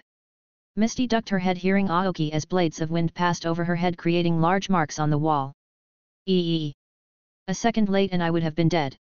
Misty shivered as she moved away from the battle. Back to the main battlefield. Pidgeotto, increase your speed as I taught you. Weepinbell, stall some time for Pidgeotto. Charmander, roll back and use Dragon Tail to jump in the air. Pidgeotto realized that even with the blessing of Tailwind, the Crobat was faster, so she started using the agility and double team to increase her chances. Crobat used Confused Ray and Supersonic to confuse, but none of them hit Pidgeotto. Her new speed pushed Crobat to a corner. Charmander was fighting against the one that was spamming Shadow Balls at Charmander. He jumped in the air as Aoki instructed, as was able to get a hit on Crobat, who could not react on time. Aoki was now sure that the Crobat was released by a trainer, as it knew Steel Wing, Aerial Ace, Shadow Ball, Sludge Bomb, etc. Even with all that, Charmander was held against that Crobat fairly. Out of all his Pokémons, Charmander liked to battle the most, so finding strong opponents was blissful to him. Aoki made Weepinbell join the battle with Pidgeotto and let Charmander fight till he felt like was enough. Meanwhile, Nidoran walked up to all the fallen bats and started to absorb their poison, with Misty making sure that nothing goes wrong. The more Misty saw Aoki's Pokémon fight, the more his image became dignified to her. Being able to command 3 Pokémon simultaneously when one wrong move can cause death is very difficult. I cannot stay behind, I have to work harder so that I can fulfill my dream too, said to herself. Boom! The combo attack of Charmander and Pidgeotto landed on Crobat, causing an explosion. The second Crobat condensed a Shadow Ball to hit Charmander, but Weepinbell's Solar Beam hit him from the back, making him crash on the ground beside the first one. Now that the 2 Crobats were on the ground, Weepinbell used Vine Whip to bind them, while Charmander used Dragon Breath and Dragon Rage multiple times, finally ending the battle. Aoki took out 2 Pokeball and caught the Crobats not before making Weepinbell absorb their poison and collect some in a small bottle. There were puddles of spilled poison all over the place too, which Aoki collected carefully. He did not give it to Nidoran, as the power of the poison would be over *LL for him. Nidoran had not yet formed the poison sac, so he would give them to him when he is ready. This battle gave the same feeling as the time when my Pokémon confronted the Venusaurs. The feeling being closure to death, the feeling that everything in the world depended on me, one wrong move and everything crumbles. Although the battle was hard and tiring, the power boost my Pokémon will get after this match is worth it. All of the Pokémon that fought the battle were injured and given immediate medical attention. Fortunately, Aoki and Misty had enough medical supplies for them to make a complete recovery and not develop a scar or permanent injuries. Misty, let's move everyone from here and then take a rest. This chamber is still filled with poison and will be harmful to us. I was thinking the same thing, let's do it. There were around 10 people here with 15 Pokémon. 2 of them were the archaeologists they were searching for, while the rest were some trainers and cave explorers, but one of them had a black shirt with an R logo. Sure enough, a Team Rocket is involved, Aoki muttered. This incident could be the result of multiple actions, like Team Rocket members messing up deep in the cave and making the Crobats come to the area with lesser Pokémons, or these Crobats were stolen from someone by the Rocket members and didn't listen to their commands, or the Crobats came out of them rest by themselves. This needs to be investigated. I still want a Clefairy anyways, so I will see about this matter on the way.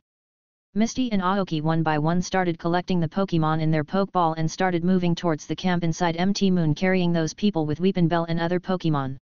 They reached the camp after walking for 2 hours, as they had already defeated all the wild Pokémon. Initially, they had decided to take rest somewhere near, but their Pokémon recovered fast, so they took this step. Moreover, the new wild Pokémon did not attack them, as they knew the consequences.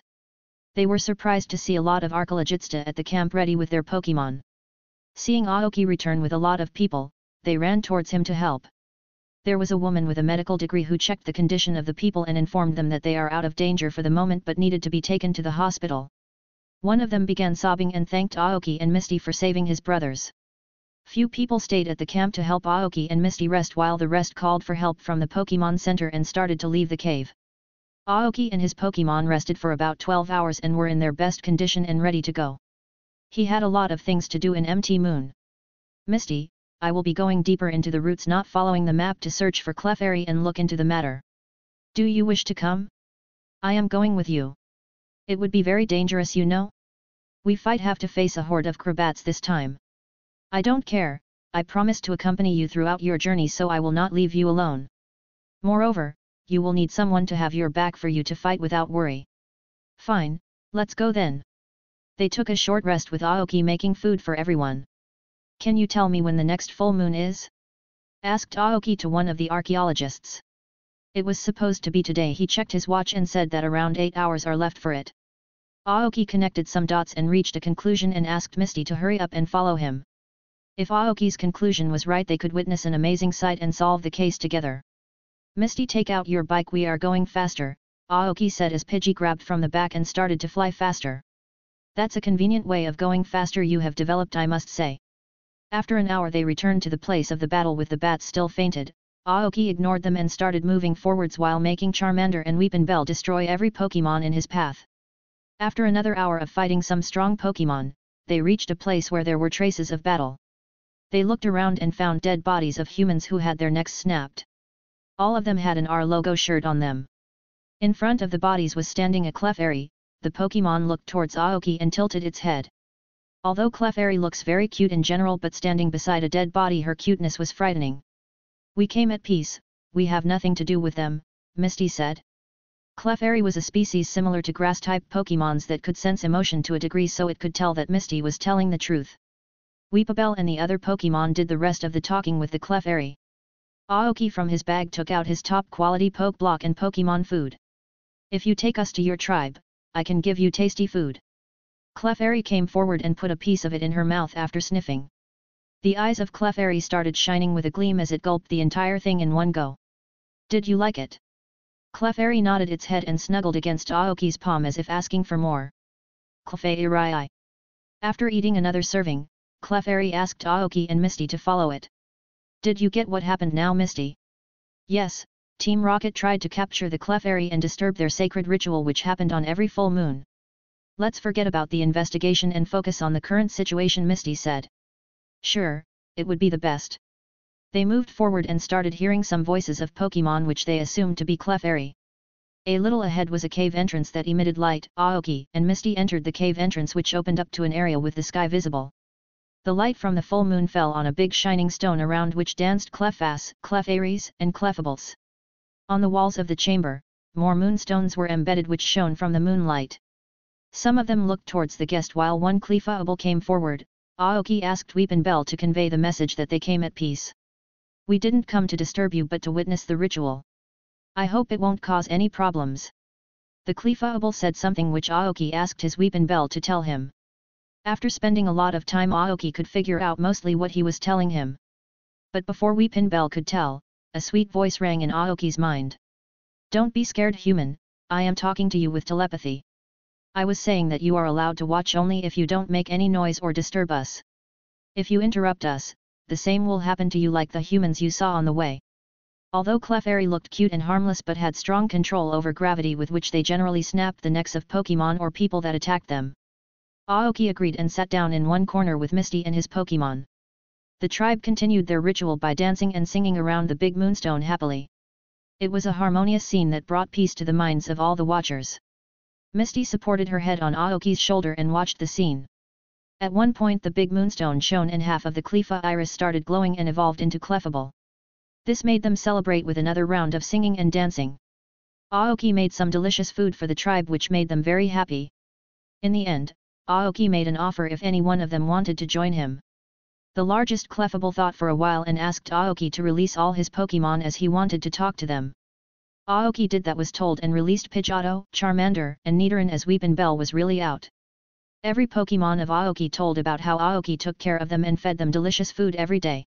Finally, the Clefairy that showed Aoki the way decided to join him, but after a battle with his Pokemon. Aoki chose Nidoran, but this was the most annoying fight Nidoran ever had due to the moves of Clefairy like Charm, Sing, Gravity, and Metronome bringing out Psychic of all the moves. Due to Aoki's accurate commands, Nidoran didn't get hurt too much and won against the Clefairy. Aoki exchanged 2 high-quality moonstones with more food and some portions and bid farewell to them. Chapter 30, Road to Cerulean. Aoki and Misty continued their journey towards the exit of Mt. Moon. Aoki opened his Pokédex to scan his new Pokémon but found that it had a message from the archaeologists that the people were taken to the hospital and were currently out of danger as sufficient blood was present in the blood banks. "It's good news, I thought that half of them would have died due to blood loss," said Misty as she walked holding Aoki's hand. Aoki also noticed that Misty was getting more affectionate, but it was good for him. "Your reaction to death is surprisingly good. Some people throw up after seeing dead bodies," said Aoki. "Well, since childhood I used to run into wild areas to look for Pokémons. There I used to see many dead bodies of both humans and Pokémon. I had a nightmare for the first few days but got used to it later on. Later on, I had mapped all the forests around Cerulean City without any fear. That is why you didn't have any friends." "Hey, that's rude. It's not my problem that others didn't have guts to go into the wild," rebuked Misty as she gave a light punch to Aoki. Aoki didn't say much and scanned Clefairy's Pokeball. Name, Clefairy. Type, normal. Species, Moonlight Pokemon. Gender, female. Ability, Magic Guard. Stage, intermediate. Moves, Charm, Copycat, Defense Curl, Pound, Sing, Metronome, Gravity, Minimize, Disarming Voice, Light Screen, Heal Pulse. Pokédex entry: the moonlight that it stores in the wings on its back apparently gives it the ability to float in midair. It is said that happiness will come to those who see a gathering of Clefairy dancing under a full moon. The type was normal as fairy typing was not discovered yet. Moreover, Clefairy had another character trait called Cute Charm that has a 30% chance to infatuate a target. Clefairy will be his source of research before he released the paper on fairy typing. Clefairy after evolution has good special defense and special attack, which is good as Aoki wants to use her mainly for fairy and psychic moves. After they reach a certain level of mastery, they can also use telepathy like the one on Mt. Moon. After walking for another day they finally came out of Mt. Moon. Aoki now had a team of 5 intermediate Pokemon as Nidoran had reached that level after the continuous battle and drinking poison. During that process, he also managed to create his poison core. Misty was shocked by the progress Aoki's Pokemon were making, as she has seen Pokemon take months to reach where Aoki currently is. Aoki's Charmander was ready to evolve as now it has a level of control over his dragon and the fire-type energy Aoki wanted. Charmander can now use Flame Claw, Dragon Claw, and Iron Tail at the same time. Misty now had 3 Pokemon at the beginning of intermediate rank, some of whose credits go to Aoki's food. She decided to give her Goldeen to the gym because it doesn't like to battle and is difficult to raise on the road. The Cerulean City was still far, they had to cross one medium-sized town that had an unofficial bug-type gym. Aoki decided to get that gym badge, but Misty refused to get anywhere near that gym. It was night when they reached Bugsy Town and booked a room as usual. There was no alliance building, so the cost was high. This town connected the alternative route to Cerulean City, so there were quite a number of trainers on the way for Aoki to make a good income. The entire town was surrounded by large trees where bug Pokemon could be seen living without any disturbance. Moreover, this town was just after Mt. Moon, so it had various facilities to help travelers. It also had a Pokemon Center which was very small, so housing facilities were not available there. From the mart, Aoki had to rebuy the TM for bulk up and protect for Nidoran, as those cannot be learned normally. Due to his constant effort of providing them with top quality food and poke blocks, the size of his Pokemon was getting larger than the average Pokemon. Aoki was always grateful to whoever reincarnated, as Aoki was given a loving family of chefs. At midnight Aoki got a message from Professor Oak which made him very excited. There was a photo sent to his Pokédex of Umbreon and Espeon with Professor Oak having dark circles under his eyes. Professor Oak asked where Aoki was currently. When he said that he was in the neighboring town of Cerulean City, Professor Oak told that in 10 days he would hold an event to introduce the new evolutions, after which Aoki can become an official researcher. The next morning Aoki handed over one of the Crobats to Officer Jenny and some confirmation. As she has received the report regarding the incident, she didn't question Aoki much. He got 70k poke dollars for the Crobat as they were quite strong and rare. If not for those Pokemon being banned for being sold normally, Aoki would have received more. He raised one for himself, but taming a fully evolved Pokemon was out of his reach now, and moreover, a Pokemon trying to K*LL him after being called out every time was not something he wanted to deal with now. But that does not mean he has no other way. He sent the stronger of the two to Professor Oak's lab after telling him the story. Although he will not be using that Pokemon for combat, he had various uses too. Professor Oak was pretty happy seeing that the first Pokemon Aoki sent to him was a fully grown Pokemon that too a big Crobat. Aoki avoided talking about the Clefairy to the officer. League has no way to confirm about the Pokemon he owns unless he tells them. The Pokédex also has a privacy feature that doesn't send Professor Oak the data unless Aoki shows him. Aoki looked for information on the gym and found that the difficulty is lower than Brock's. The gym leader has 2 sets of teams too. He will be using his weaker team as people coming to his gym mostly have 0 or 1 badge. Many trainers get their first gym badge from this gym. 95% of the trainers that come to this gym have only junior rank Pokemon. Not everyone is like Aoki and Misty. This was an unofficial gym, so the lowered difficulty was justified. These gyms are too funded by the league as they give trainers that could not beat the official gyms a chance to participate in the league. Unlike the official gyms that provide a good amount of money for winning a bid, unofficial gyms don't do that much because of their budget. Getting a TM is also not guaranteed. An unofficial gym can become an official gym if they receive enough recognition and income. Misty's gym was an unofficial gym that her father increased the reputation of and made an official gym. An official gym can be opened by a person if he or his family has done a lot of contributions to the league or is a high-ranking trainer. The gym leader of this town has a Scyther, Pinsir, and a Beedrill out of which he uses 1 per battle. Seeing the Pokemons, Misty too decided to go for this gym badge. Taking a Pokemon to master rank and higher was extremely difficult. If we take around 10,000 Pokemon, 1,000 have the ability to reach the intermediate rank, 250 master rank, 50 elite rank, and 1 or 0 champion ranks. This also depends on the will of the Pokemon to get stronger and the trainer's ability to make them stronger. Most of the gyms in Kanto have either intermediate or master rank Pokemon. Only Giovanni, the gym leader of Viridian City, is rumored to have elite Pokemon. He is considered to be the strongest gym leader of Kanto, but until now only a handful of people have managed to get a badge from that gym. Every trainer skips that gym. If Aoki's estimation is correct, Mutuo should not be less than elite rank. That aside, Misty bid farewell to Aoki to train for the gym. Aoki and Misty always trained alone, so both of them didn't know the full potential of each other's Pokemon. Aoki's Pokemon never really revealed all their moves to Misty. They got their turn in the evening. The scene that unfolded as they entered the gym was the gym leader feeding a large ground of Caterpie and Weedle. Misty immediately creeped out and hid behind Aoki till the feeding session was done. The gym was smaller than Pewter Gym and felt more like a miniature forest than a gym. Aoki could see a Butterfree and a Beedrill observing him from a corner of the gym. The gym leader, who was around the age of 20, introduced himself as Funcy. He wore a full-sleeve green shirt and a black tracksuit and a headband to hold his black curly hair in place. The matches were one-on-one with Aoki going first.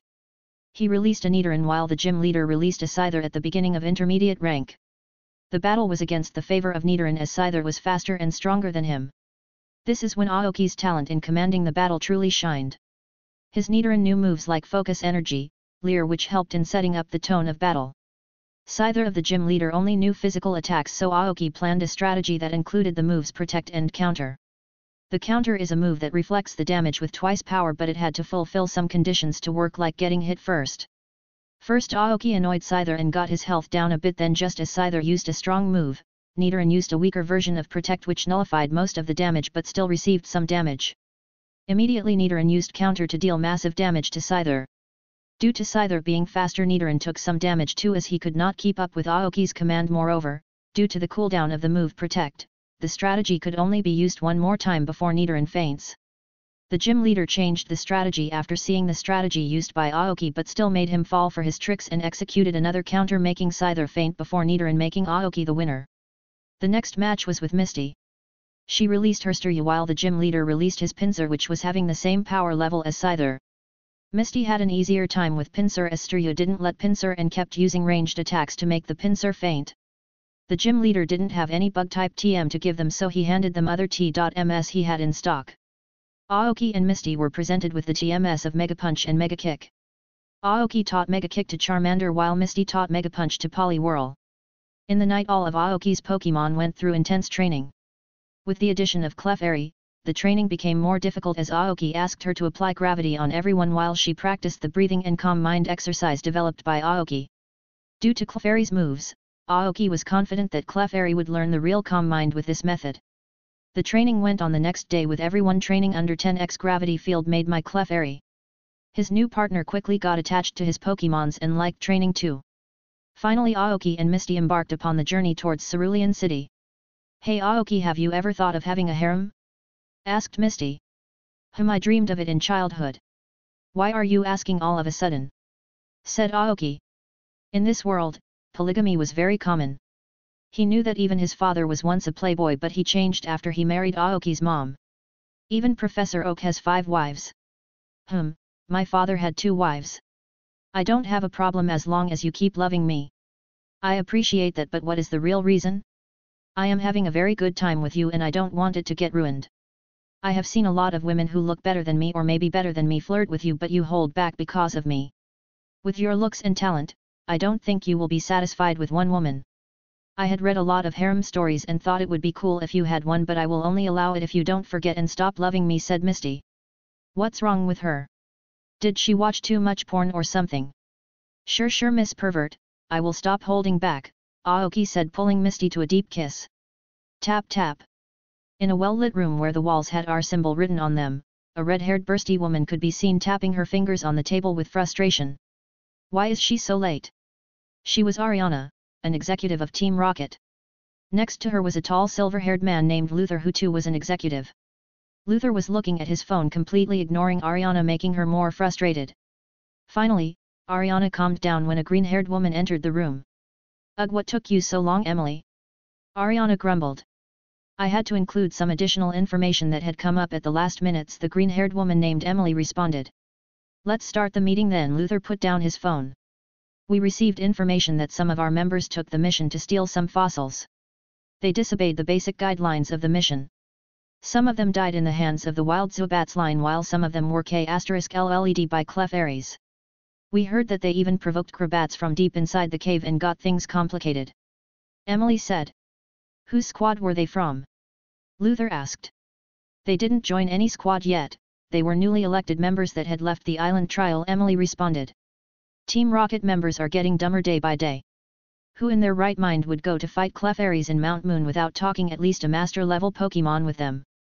The mission was to steal fossils from archaeologists while not exposing their identity, not digging them up. These idiots don't value their life. At this point, it is natural selection," Ariana complained with frustration in her eyes. Liam kept silent and didn't respond to Ariana's outburst. Emily listened to her complaints for a few seconds before speaking again. "Boss has orders for you too." Hearing this, Ariana went quiet. "Luther, you are tasked with mission of legendary birds. It's okay if we don't get the birds, but their feather and blood is a must. Sabrina would be working under you for this mission. Ariana, you are being sent to the Yoto branch. There are some underworld forces making trouble. You are ordered to eliminate them and take over their business. You are the best at this task. As for me, I was undertaking the strength boost experiment, but that failed miserably, so it would be on hold for some time. The failed test subjects are released in the wild to see what effect they would have." "What were the experiments, if I may ask?" Liam spoke up. "I don't have the complete details yet, but I remember one of the experiments. We were working on changing the nature of a Pokémon, but it changed the Pokémon's habits completely. The herbivore Tauros became omnivore scavengers who wait to steal others' K***LLS. These Pokémons would not survive for long. They were released in the forest outside MT Moon and are no longer under observation, as he has all the necessary data. I will give you the details later if you are interested." I heard that there was a shortage of researchers in our ranks, so how was that solved?" This time Ariana asked. "We made contact with an underground force in the Sinnoh region and borrowed some of their resources and people. They are not as big as Team Rocket, but still, have some good influence. Is there anything else to ask?" "No.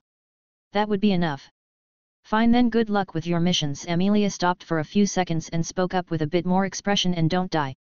Chapter 31, Cerulean City. After traveling for another day, Aoki and Misty reached Cerulean City after traveling for almost 2 months due to traveling extremely slowly. This city was larger than Pewter City, with lakes and ponds everywhere around and in the city. "I'm finally back home," said Misty, stretching her body. "Seems like you missed your home quite a bit." "Of course, I missed my home. I have been out for around 2 months after. I can stay at your home, right?" "Of course, I want to introduce it to my family after all." "Be sure to hide your smut books in my bag. You don't want your family to find out how much of a pervert you are, do you?" said Aoki. Yeah, thanks for reminding. That aside, let me show you around. Misty helped Aoki look around the city and show some of the places she used to spend most of her time before starting her journey. Aoki entered a cosmetic store and bought some clips for Clefairy as Aoki found that Clefairy liked accessories.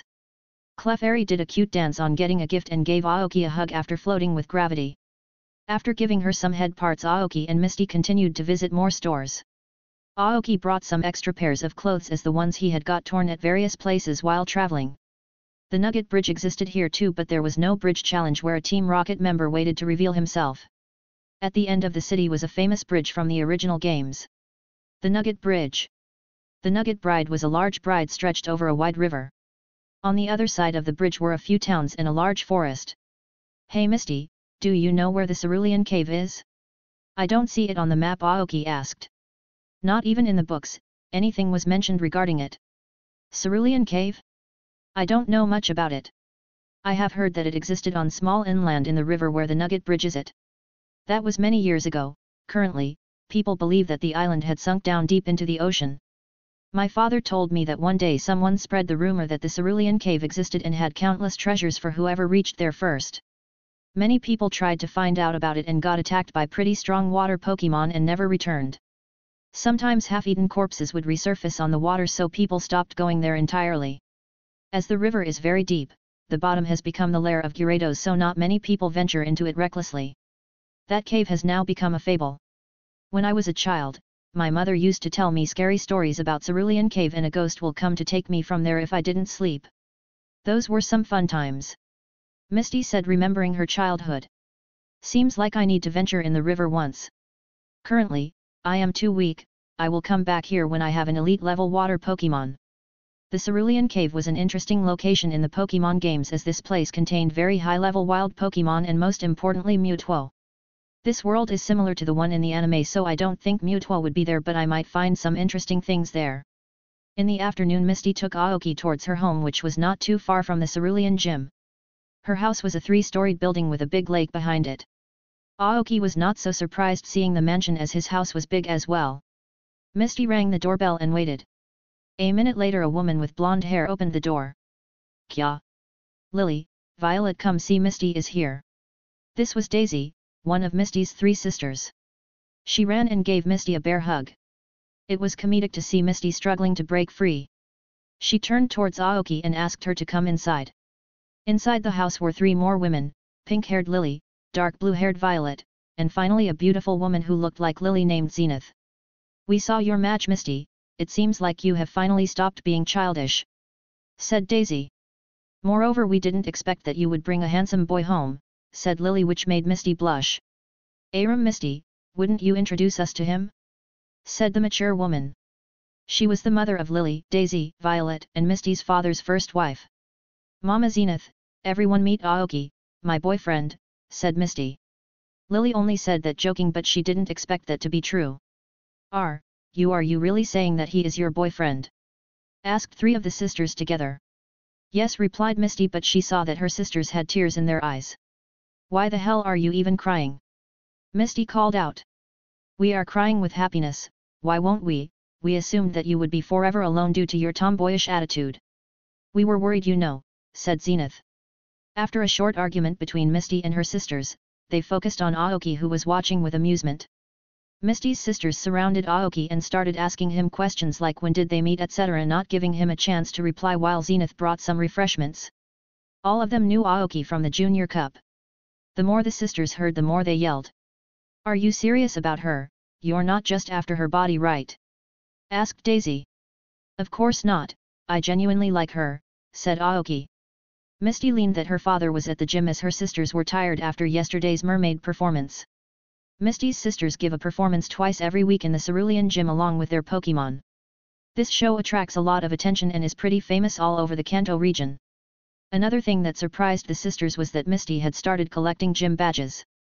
Aoki never really asked Misty about her family situation, so he asked her now. Zenith is not my real mother, she said. My mother passed away while giving birth to me.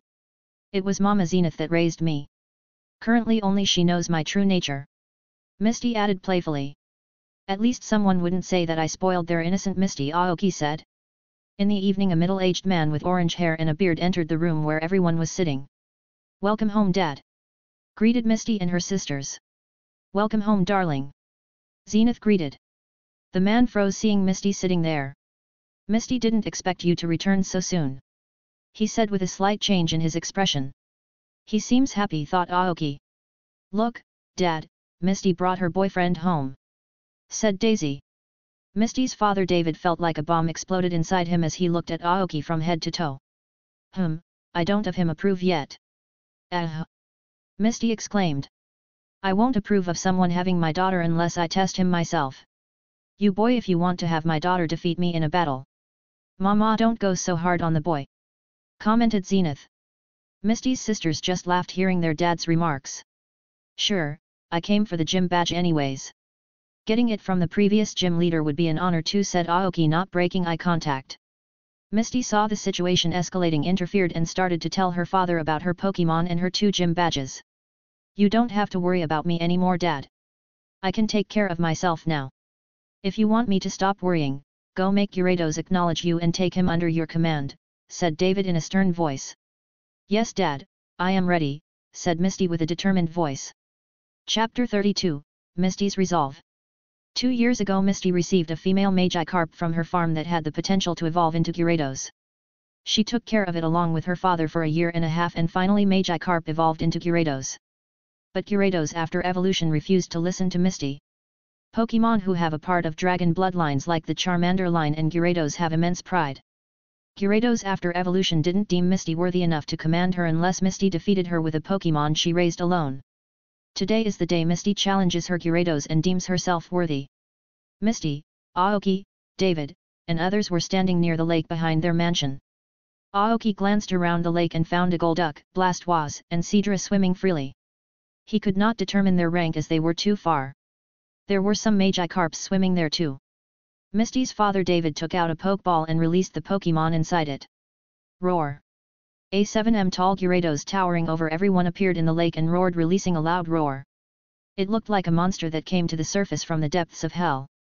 All the Magikarps went inside the water while the rest of the Pokemon didn't react much, as if it was a daily occurrence. Aoki felt an invisible pressure on him but nothing too severe to cause a problem. He realized that Gyarados used Intimidate. Intimidate is a character trait that delves fear into Pokemon and humans while lowering the attack of the Pokemon. "No matter how many times I see it, I get scared every time," said one of Misty's sisters. It was Aoki's first time seeing a Gyarados.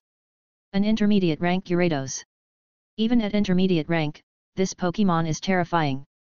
No wonder people shit their pants seeing this Pokemon. Gyarados' menacing eyes glanced over everyone present there and finally stopped at Misty. Misty stood on the edge of the lake and looked at Gyarados with determined eyes. "Today I will make you acknowledge me, Gyarados." Gyarados gave another roar as if telling her to bring it on. Misty took out a Pokeball and called out Staryu, her starter. The Pokeball on Aoki's belt opened and Clefairy came out of it and began cheering for Misty. So cute Daisy could not control herself and picked up Clefairy in her hands. Aoki knew that Clefairy liked cuddles, so he left her to Misty's sisters for the moment and looked at the battle that was going to happen. David's sole focus was on her daughter and the Gyarados. "Do you think she can win?" asked Zenith, coming close to Aoki. "She will win. I can guarantee you that," said Aoki. Back to the battle. Staryu harden. Staryu listened to Misty and started increasing her defense. Gyarados didn't wait and immediately started the rain dance, increasing the power behind water-type moves. Staryu rapid spin, get near Gyarados. Staryu ejected water from all 5 ends of the stars and reached near Gyarados with rapid spin. Gyarados fired Dragon Rage at Staryu that was approaching her. Staryu protect.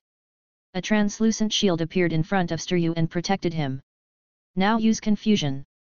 Psychic energy hammered the mind of Gyarados, stunning him for a second, but dark-type energy condensed into her fangs as he lunged at Staryu. Pressured water ejected from Staryu's body, making him dodge the attack. Gyarados didn't give up and using Aqua Tail slammed Staryu into the water. Staryu recover. Gyarados didn't want to give his opponent a chance and started using a Twister, which created a small tornado of dragon and water-type energy around Staryu. Staryu break out of Twister with Confusion and use Swift. Psychic-type energy burst out of Staryu, erasing the Twister, the gem on his front shin, and released a stream of small glowing stars at Gyarados. Swift is a move that cannot be dodged but can be destroyed, which Gyarados did by firing a hydro pump from his mouth. Staryu and Gyarados kept clashing with each other, both of them were equal in terms of power, so it was hard getting an edge over one another. Misty decided to use her ace move. We are ending this, Staryu, full power thunderbolt. Electricity condensed around the gem of Staryu and fired at Gyarados. Due to having 4 times weakness to an electric type, Gyarados took massive damage but still resisted giving up and basted a hydro pump at Staryu. Staryu dodged and used thunderbolt again. You can do it, I believe in you. Electric type energy and water type energy clashed, creating an explosion. If her Staryu knew thunderbolt, why didn't she use it before, said one of Misty's sisters. Misty acknowledges Gyarados and wants to give him a fair fight. She wants to show that her Pokemon can fight on equal terms with Gyarados without using the type advantage move. Now that the objective was solved, Misty decided to end the battle, said Aoki. How looks like you know our sister very well. Of course, I spent almost 2 months with her after all, said Aoki. David glanced at Aoki once and returned his gaze back to Misty. He could see a huge improvement in the command qualities of his daughter. Seems like traveling with this boy helped her after all. The vapor from the explosion cleared and the figure of Staryu could be seen standing while Gyarados was floating with a pained expression. You did it, Staryu, you can rest now, she called back Staryu into her Pokeball. Is this enough to prove that now I am worthy enough to command you, Gyarados? Asked Misty, going near the floating Gyarados and extending her hand. Gyarados with her red eyes looked at Misty and extended her face to touch her hand. It gave a low-pitched roar and closed her eyes from tiredness. Meanwhile Misty sat on the ground panting. Commanding a Pokemon consumed a lot of mental power after all. Clefairy jumped out of Daisy's embrace and danced around Misty and finally gave her a hug. Thank you, Clefairy. Clefairy. Everyone congratulated Misty while David called back Gyarados into the Pokeball. This belongs to you, no, he said, handing Misty the Pokeball of Gyarados. He turned towards Aoki and said, meet me at the gym tomorrow at 10 a.m. and left for his room. Misty's sisters dragged her with them for a talk while showing Aoki an empty room to rest. Lavender Town, midnight. The clouds covered the moon, bathing the entire town in darkness. The entire town was surrounded by an eerie silence. A group of people wearing black cloaks were standing near the Pokemon Tower in a circle. At the center of the circle were dead bodies in a pool of blood whose limbs were cut off. Their blood flowed in such a way that it created a pattern in the circle. Today is the night, we all gain enlightenment, with this sacrifice, our Lord will give us what we desire. One of them said as he raised both his hands. Following his actions, all the others did the same and started to chant something in a language beyond common people. The clouds that were surrounding the moon moved a bit, making the moonlight fall on the circle full of blood. Immediately after that, fog started to arise from the ground surrounding the group of people. As the fog became denser, one of them fell to the ground, followed by another. Do not panic, they are in the process of gaining enlightenment. The same thing kept repeating till all of them had fell to the ground, never to wake up again. After a while, the fog slowly started to fade away, leaving only a pile of bones. Soon the clouds covered the moon again, making the town covered in complete darkness. In that darkness, a small pitch-black figure reached the site of the ritual and looked at the aftermath. Seems like it was not enough to break the seal. Waiting is the only option left. The figure muttered in a distorted voice before disappearing. Chapter 33, Aoki vs David 1. Cerulean Gym. At the opposite edges of a large pool, 2 people stood facing each other. They were Aoki and David, who were going to have a battle for the Cascade Badge. Although Misty's sisters would battle a challenge for the badge as the gym has been handed to them, today's match was an exception. In this 2 vs 2 match, Aoki has to prove that he was worthy of having Misty by defeating David on the first try. The win rate for this gym was 10% for the first-timers. Moreover, Aoki was fighting against an ex-gym leader who had years of experience. In the middle of the pool were some platforms for Pokemon to stand. Misty and her sisters sat in their seats as the audience. Zenith observed Aoki with a smile. So he is their son, I am sure David has not realized it yet. Ha! The world is such a small place. Are you sure he can win against father's own team? Violet asked Misty. Don't worry, you would be surprised by the strength of his Pokemon. This is a private gym battle between ex-leader David and challenger Aoki, announced Daisy. Begin. Aoki and David released their Pokemons at the same time. A Dugong and a Weepin' Bell appeared on the pole. Dugu. We. What surprised everyone was that Weepin' Bell was floating instead of sinking. David narrowed his eyes and said, Dogong, use Ice Beam. Weepin' Bell, protect and use Sunny Day. A translucent shield appeared in front of, and at the same time a bright orb was shot into the roof from his mouth. Activation Sunny Day. Weepin' Bell always had the blessing from growth active, and now with Sunny Day, his grass-type moves would get a major boost. The ice beam hit the shield made from Protect, although it didn't harm Weeping, it froze the water around him, trapping him. Leaf Blade, break the ice, and use Stun Leaf. Dogong, safeguard and dive into the water. The leaves of Weepin' Bell sharpened and with one slash freed him from the ice. At the same time numerous yellow leaves shot towards Dogong. Dogong managed to use a safeguard before getting hit with a Razor Leaf, charged with a stun spore-clad Razor Leaf as the attack was too fast. Weepin' Bell, Seed Bomb Barrage. Dogong used Protect and jump into the water quickly. Multiple seed bombs slammed into the shield made by Protect, giving him enough time to jump into the water. Dogong, keep using Aurora Beam and Ice Beam alternatively at Weepin' Bell. Weepin' Bell, Double Team and Sweet Scent. How is his Pokemon so proficient in using double moves? Was the thought going on in everyone's head. Multiple images of Weepin' Bell formed all around the pool, with all of them releasing a sweet scent around the pool. Normally Double Team produced one after image, but due to the mastery of this move, Weepin' Bell can form multiple after images. The combination of Sweet Scent and the Double Team made Dogong miss every move.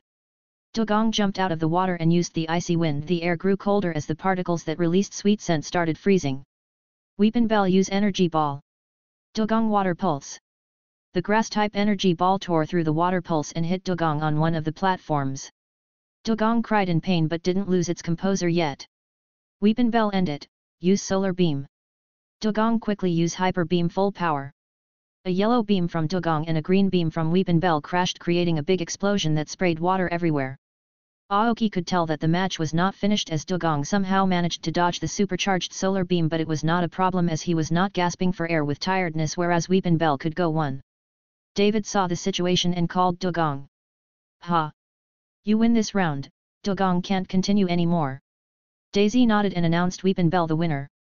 David took out another Pokeball and called out his second Pokemon. Roar!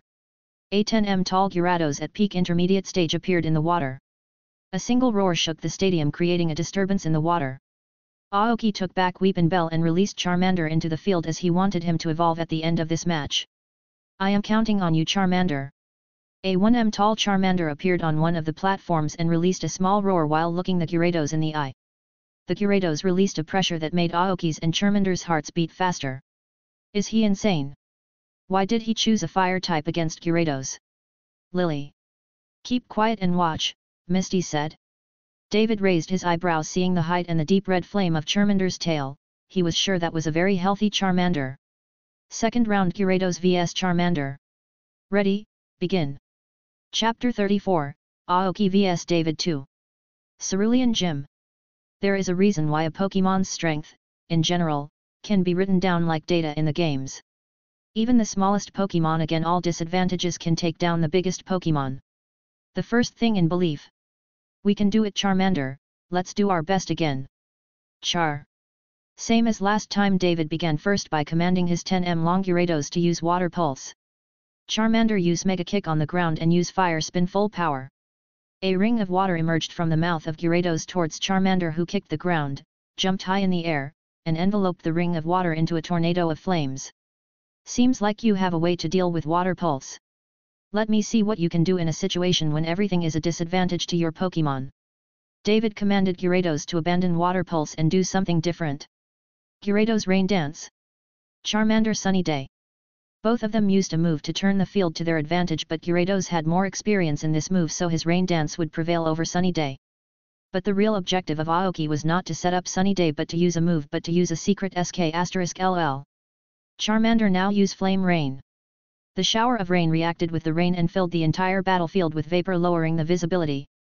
I don't know what are you trying to achieve, but it's useless if you think lowering the visibility would give you an advantage. Gyarados used Twister. Dragon-type energy revolved around Gyarados trying to remove the vapor, but Aoki smiled seeing this. Charmander used Explosion. Charmander used Smokescreen into the tornado, turning it completely dark, and next used Ember into the tornado. Boom. Inflammable smoke. Interesting. A thin smile surfaced on David's face. A large explosion covered the entire field, not only did it do a good amount of damage to Gyarados but also removed the effect of a rain dance.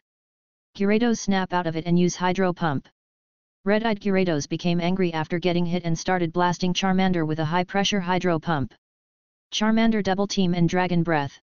Multiple images of Charmander appeared around the pool and started shooting Dragon Breath at Gyarados from different directions, but David found out the real Charmander. Gyarados Water Pulse. This is unavoidable and Charmander doesn't have enough time for Fire Spin. Charmander, use your new trick. Flame Cloak. A ring of water shot towards Charmander. Charmander used a Mega Kick to jump near the ring of water using a cloak of flames. The ring evaporated before doing damage to Charmander while Charmander blasted a flamethrower at the face of Gyarados. Gyarados counter with Hydro Pump. The water and fire type energy clashed, but the fire, instead of getting pushed, clashed equally against the water type energy. It's not enough, Charmander, show him the true power of flames. The flame on his trail became stronger as his eyes sharpened, and finally the power behind his flames increased to a new degree, even pushing back the Hydro Pump. David and Misty's sisters were not shocked to see Gyarados' Hydro Pump getting pushed back, but Misty was shocked. Although she was telling about Aoki winning from the start, she never expected Charmander to fight against a Gyarados like this. I have a lot to learn, Misty thought, seeing the faces of her family members. The strong flamethrower did good damage even after Gyarados was water type. Gyarados use Surf. The water in the pool began rising and slammed into Charmander like a wave. It's the end, Charmander can't dodge, said Lily. Just water is not enough to stop us, Charmander Mega Kick and Drago Flame Cloak. Charmander kicked the ground with a heavy force, pivoting him towards the coming wave. His entire body was covered in a reddish-purple glow as he clashed against the wave, creating a large amount of vapor. This is bad, Gyarados dodged, but it was too late to dodge as Charmander's Dragon Claw slashed against Gyarados' face. Gyarados, don't give up, use Thrash. Normal type energy enveloped Gyarados' body as he slammed his tail at Charmander. Charmander used 3-claw combo. Steel type energy and Dragon type energy gathered in the claws of Charmander as he clashed against Gyarados. Charmander began running on the body of Gyarados and started using Metal Claws, Flame Claw, and Dragon types in rotation. Gyarados tried fending off Charmander, but Charmander stuck to his body with his claws. Let's do that, buddy, called out Aoki. With another Mega Kick on Gyarados' stomach, Charmander jumped in the air. David realized that something dangerous was coming. Gyarados use Hyper Beam. Charmander use a special move, Draconic Flamethrower. The fire on the Charmander began emitting blue sparks while his eyes turned red, focusing on Gyarados. With a roar, he released a stream of purple flames from his mouth, which was a mixture of dragon and fire type energy, increasing the power to a new level. At the same time, Gyarados released a Hyper Beam. The two energy collided and made the surroundings so bright that everyone had to close their eyes. Boom! An explosion occurred on a bigger scale than last time, making David and Aoki slide back with sheer force. All the water in the pool had evaporated, lowering the visibility in the field. Everyone had the same thought: who won? Aoki released Pitch Auto to remove the vapors. When the vision became clear, a shocking scene came into the view of the Williams family. Gyarados was laying fainted at the bottom of the pool, whereas Charmander was standing on one of the platforms taking deep breaths. Gyarados loses combat capability, challenger Aoki wins the match, announced Daisy, still shaken by the result. Charmander ran towards Aoki with a smile. I knew you could do it, you always make me proud, buddy. Charmander looked towards Aoki with expectation-filled eyes. Aoki understood what he was implying. He fed Charmander some fire-type enhancing poke block and kept 3 fire stones around him. You can evolve now, Charmander. Charmander was enveloped in bright light as the fire stones started breaking and getting absorbed into the evolution light. Listen to my voice. Let the dragon type and fire type energy flow freely. Remember all the moments we spent together. Aoki released all his Pokemon, who witnessed the evolution of their fried. The temperature of the area increased while the light turned red.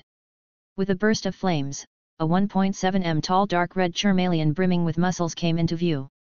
Chameleon released a loud roar announcing his evolution. Unlike the orange body scales on Charmander, the scales on Charmeleon were red. He now had a horn growing at the back of his head. Along with his height, the claws on his feet and hands increased in length and sharpness. He looked towards Aoki with his blue eyes and extended his hand, making a first. Aoki too extended his hand and gave Charmeleon a fist bump. Congratulations, buddy. Char. Clap clap. I like your battle style, boy. I will let you have my daughter. Hearing this, a smile bloomed on Misty's face. She knew how overprotective her father was, so she thought that he would never approve of their relationship. "It's been a while since a challenger managed to defeat my Gyarados and made me excited in a match," said David as he approached Aoki. "I was surprised that Dad used his Gyarados, as he only used him. He is serious in a match," said Daisy. David took out the Cascade badge and handed it to Aoki. "I present you the Cascade badge for defeating me." "Thank you," said Aoki as he put the badge in his badge case. Clefairy did another short dance and gave Aoki and Charmeleon a hug. Although Clefairy appeared cute and friendly, during training sessions, she becomes a monster that slams everyone to the ground with gravity. "I heard that you can make delicious food, please help with today's lunch if you don't mind," said David as a smile surfaced on his face unlike before. Aoki felt like after he defeated David, his entire personality changed. Earlier he appeared to be a grumpy man who never smiled, but he appeared like a normal person now. Chapter 35, Old Companion. It was the month of March. Almost 3 months have passed since Aoki had left his house.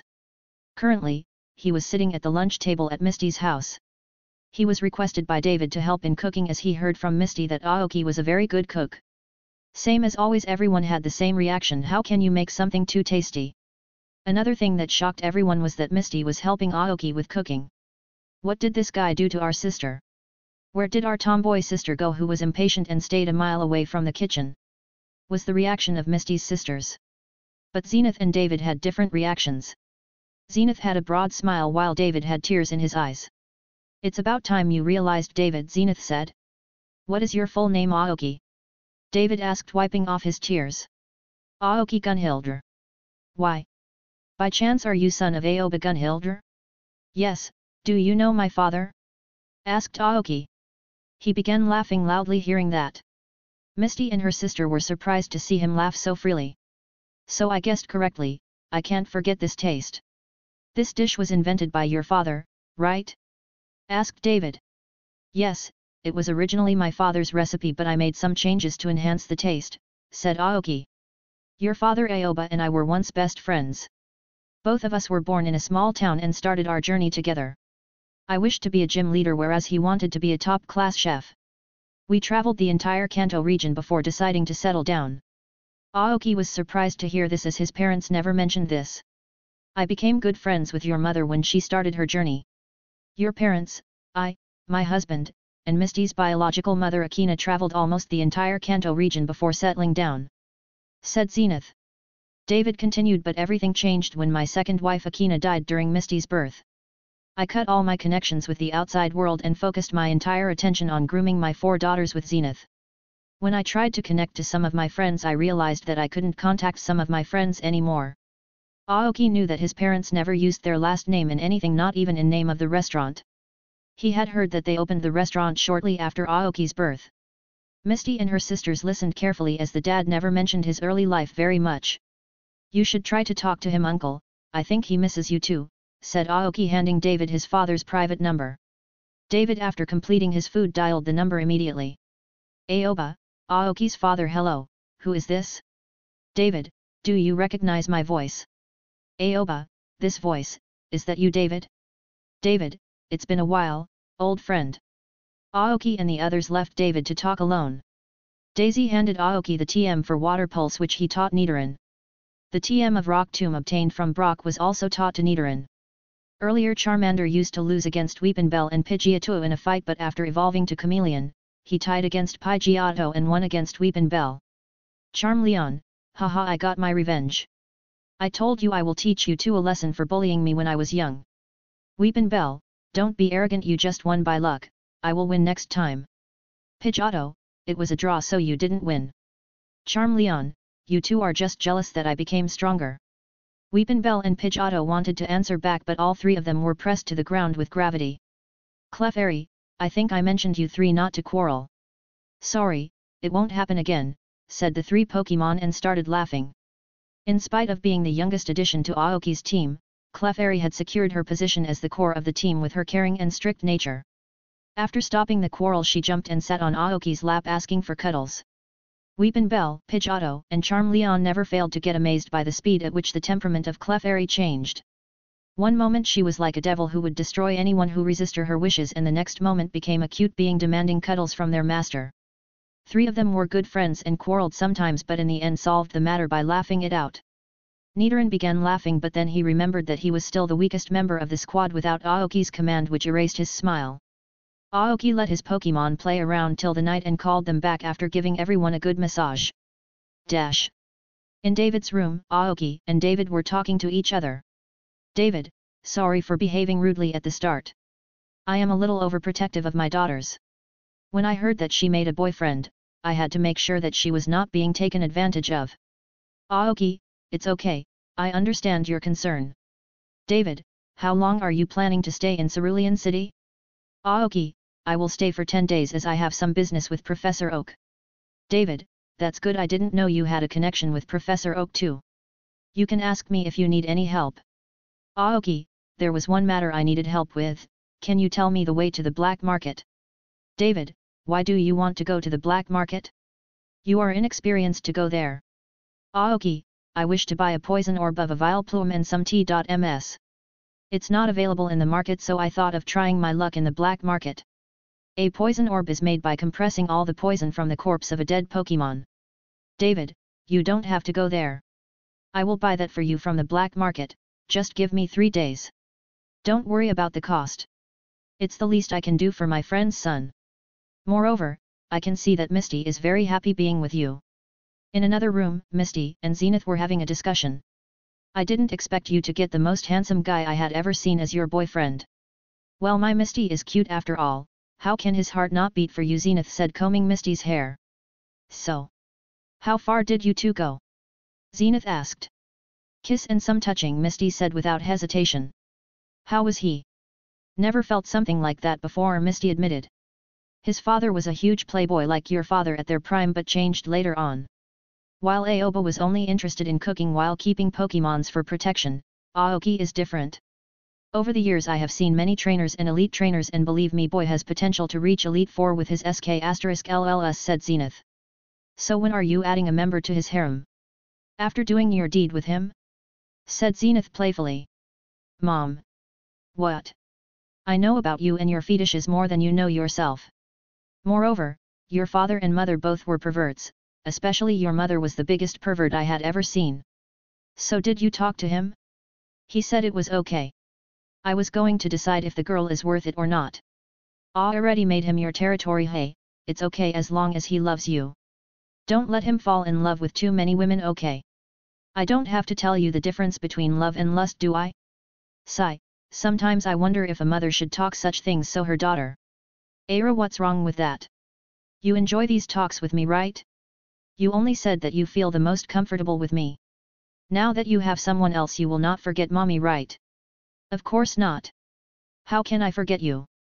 That's good then. Chapter 36, Poison Orb. Cerulean City. The next morning Misty called everyone in the lake behind her mansion to witness the evolution of her Pokemons. Misty decided to evolve her Staryu and Marill at the same time. Misty had already introduced Gyarados to her other Pokemon. They were scared at first but then got used to him after one day. Misty had talked to his sister regarding Goldeen and they had no problem taking care of Goldeen. They generally used Seal, Staryu, Starmie, and Tentacool for the gym battles, and adding Goldeen wouldn't hurt. Both of Misty's Pokemon stood in front of her while she kept 4 water stones around them. Although one is enough, she decided to copy Aoki's style of evolution by using multiple stones. Hearing this, both Pokemon got enveloped in white light, the stones got absorbed into the light, turning it blue.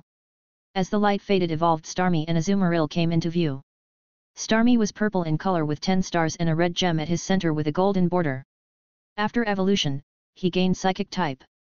The Azumarill was taller than Marill, her ears and tail had become longer along with the formation of white shades on his body. Azumarill had the second type of fairy that only Aoki knew about but didn't mention yet. Aoki looked at the evolved Pokemon. They were not so different from the regular Starmie and Azumarill in terms of size but only had deep color than usual. Although every Pokemon has different food based on their taste and requirements, but it depends on the trainer and Pokemon to utilize the energy properly. Unlike Aoki, Misty's Pokemon could not utilize the energy properly, so they didn't grow in size as much as his Pokemon did. Misty began focusing on her newly evolved Pokemon, so Aoki separated from her and entered the forest around Cerulean City to train.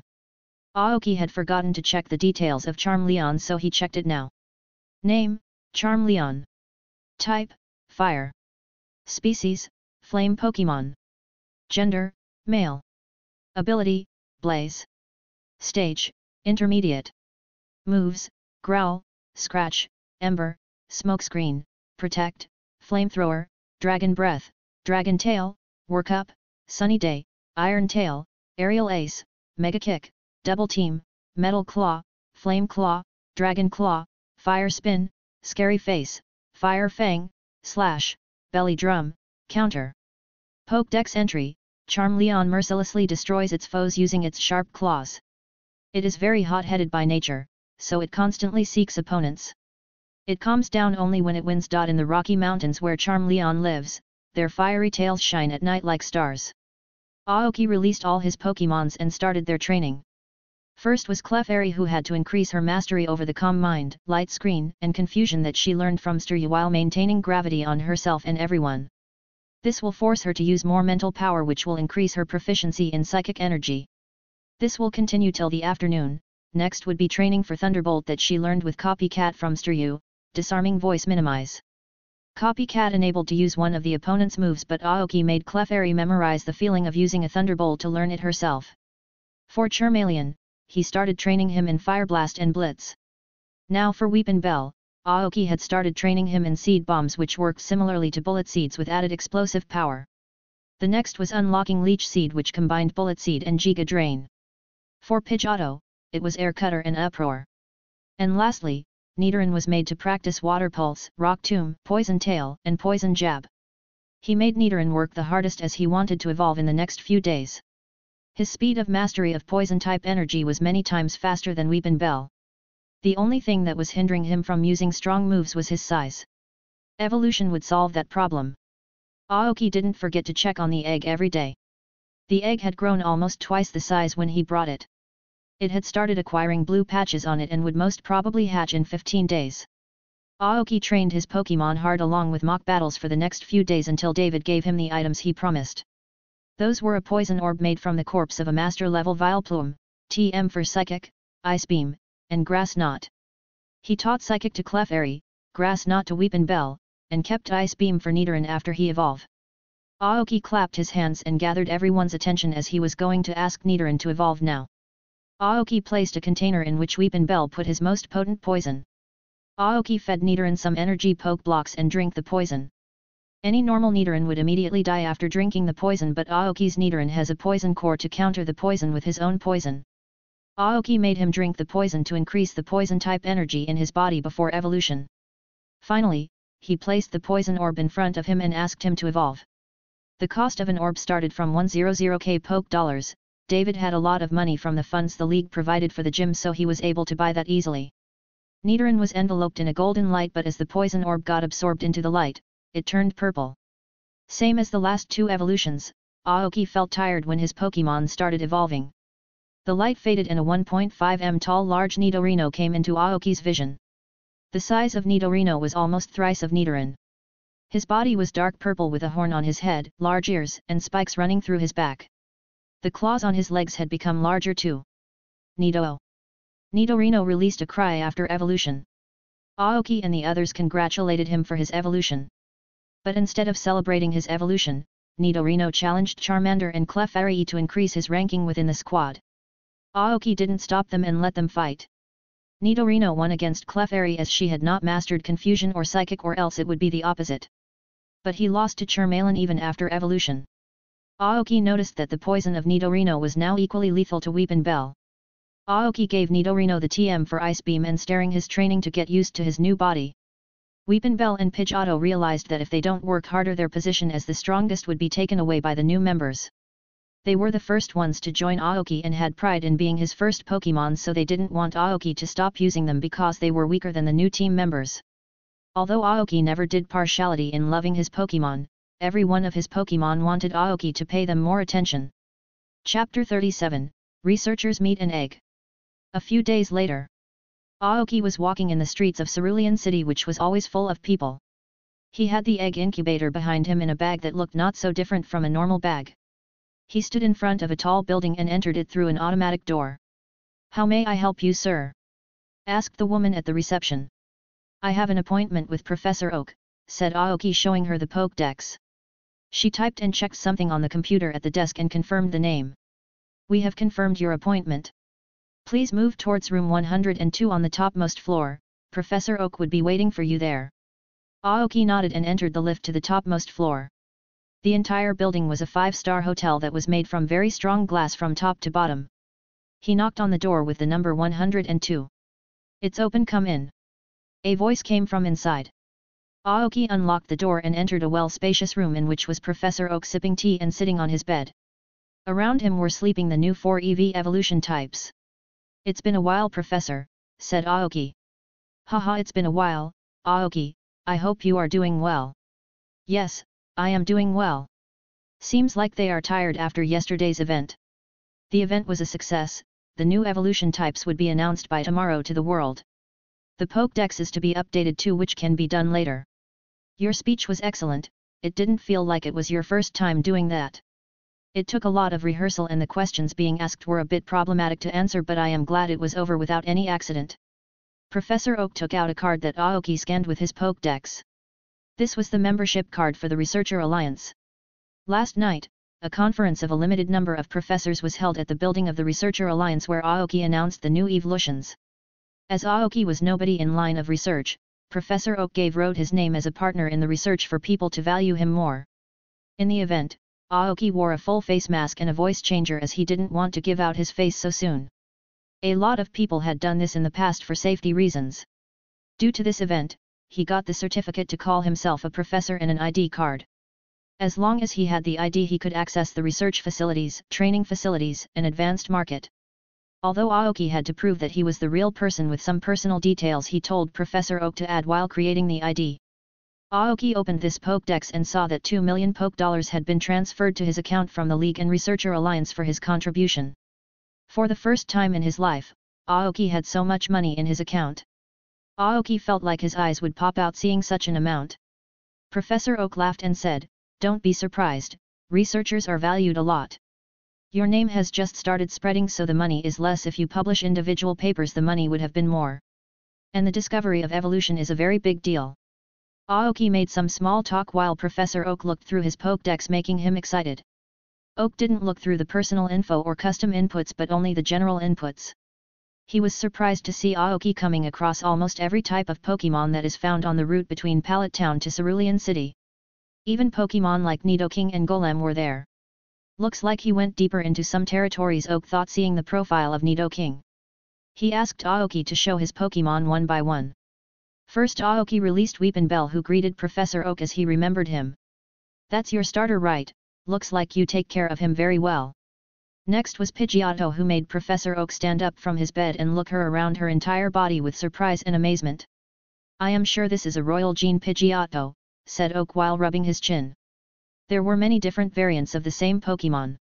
The first was the shiny variant. These Pokemon had different colors than normal species and had high potential than the normal one. The second was a regional variant, the same Pokemon having different typing for different regions. For example, Kanto Vulpix, which was a fire type, and Alolan Details, which had an ice type. The third was the totem species. These Pokemon were larger, aggressive, ferocious, and stronger than normal species. For example, if a species is 1 m in height, the totem version would be 3 meters in height. A grown-up totem Pokemon is a ruler of a certain area in the wild, so people don't mess with totem Pokemon as they don't want the entire wild community up their asses. Totem Pokemon usually stay hidden from the eyes of people like the legendary Pokemons, but can be found more easily than legendary Pokemon. The totem Pokemons found in Alola were an exception as they were several times stronger than the totem Pokemons found in other regions. It was Aoki's first time hearing about the royal gene. "What is a royal gene, Professor?" asked Aoki. "You know the fact that Pokemon used to be many times stronger than current time centuries ago, right? You must have read the report that a fossil was found that showed Scyther used to have another set of evolution. Although the Pokemons have evolved a lot from those centuries ago, some of their genes still remained. Pokemon that are born normally but awaken their ancient gene due to mutations at later stages of their life are called royal gene Pokemon. They are born leaders and can even reach the level of power shown by a fully evolved pseudo-legendary. In my entire life, I have only seen 10 royal gene Pokemon, including yours. Due to the mutation of genes, these Pokemon neither look like the current or the ancient versions but rather something different. In your case, Pidgeotto attained golden feathers. In short, they are a mixture of totem and shiny. Yes, but not entirely.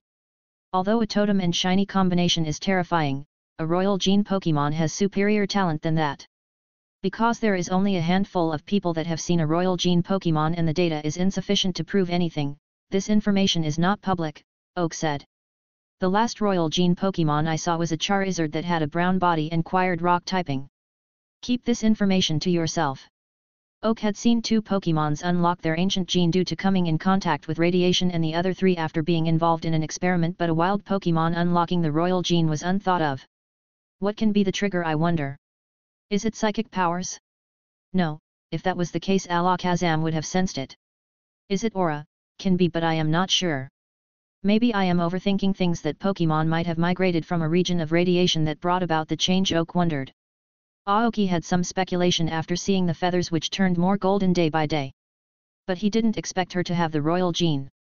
Now that you are a researcher, try to find out how the DNA and other things are different about your Pokemon compared to normal species. You can find Pidgeotto blood samples there at a small price, as they are not so hard to find around this area. Contact me if you face any difficulty. Keep those data confidential for now.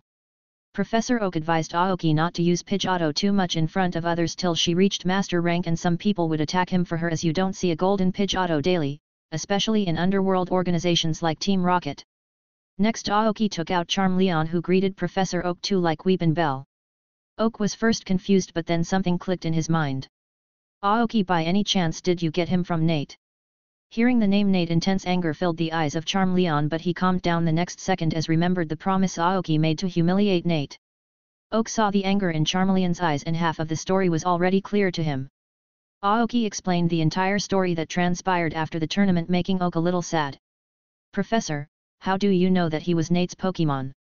It was me who gave him the Charmander at the beginning. It's good that Charmeleon has someone who can bring out his true potential. Out of all the 3 starters, the Charmander line is the hardest to raise. In some cases, they even stop listening to their trainer, but seems like your Charmeleon respects you a lot. This answer was expected by Aoki, as he guessed the origin of Charmander after seeing his gesture of Charmeleon towards Professor Oak. Next was Nidorino and finally Clefairy, which impressed the professor the most. Clefairy lines are very rare and are always hidden from the outside world. They can only be seen during the night of the full moon on empty moon. They can detect malicious intent and wouldn't hesitate to KLL anyone that plans to harm them. The fact that a Clefairy came with him was a wonderful thing. Some people believed that Clefairy line came from outer space, but there was no proof of that. Finally, Aoki took out the Pokemon egg, which had grown even more, so much that Aoki had to buy a new incubator. Where did you get this egg from? It belongs to a Dragon-type Pokemon, said Oak with both amusement and surprise. Dragon Pokemon was the rarest kind of Pokemons around, and finding a dragon egg was rarer than that. Aoki told him about the merchant from the Hone region and the archaeologists from the Hone region.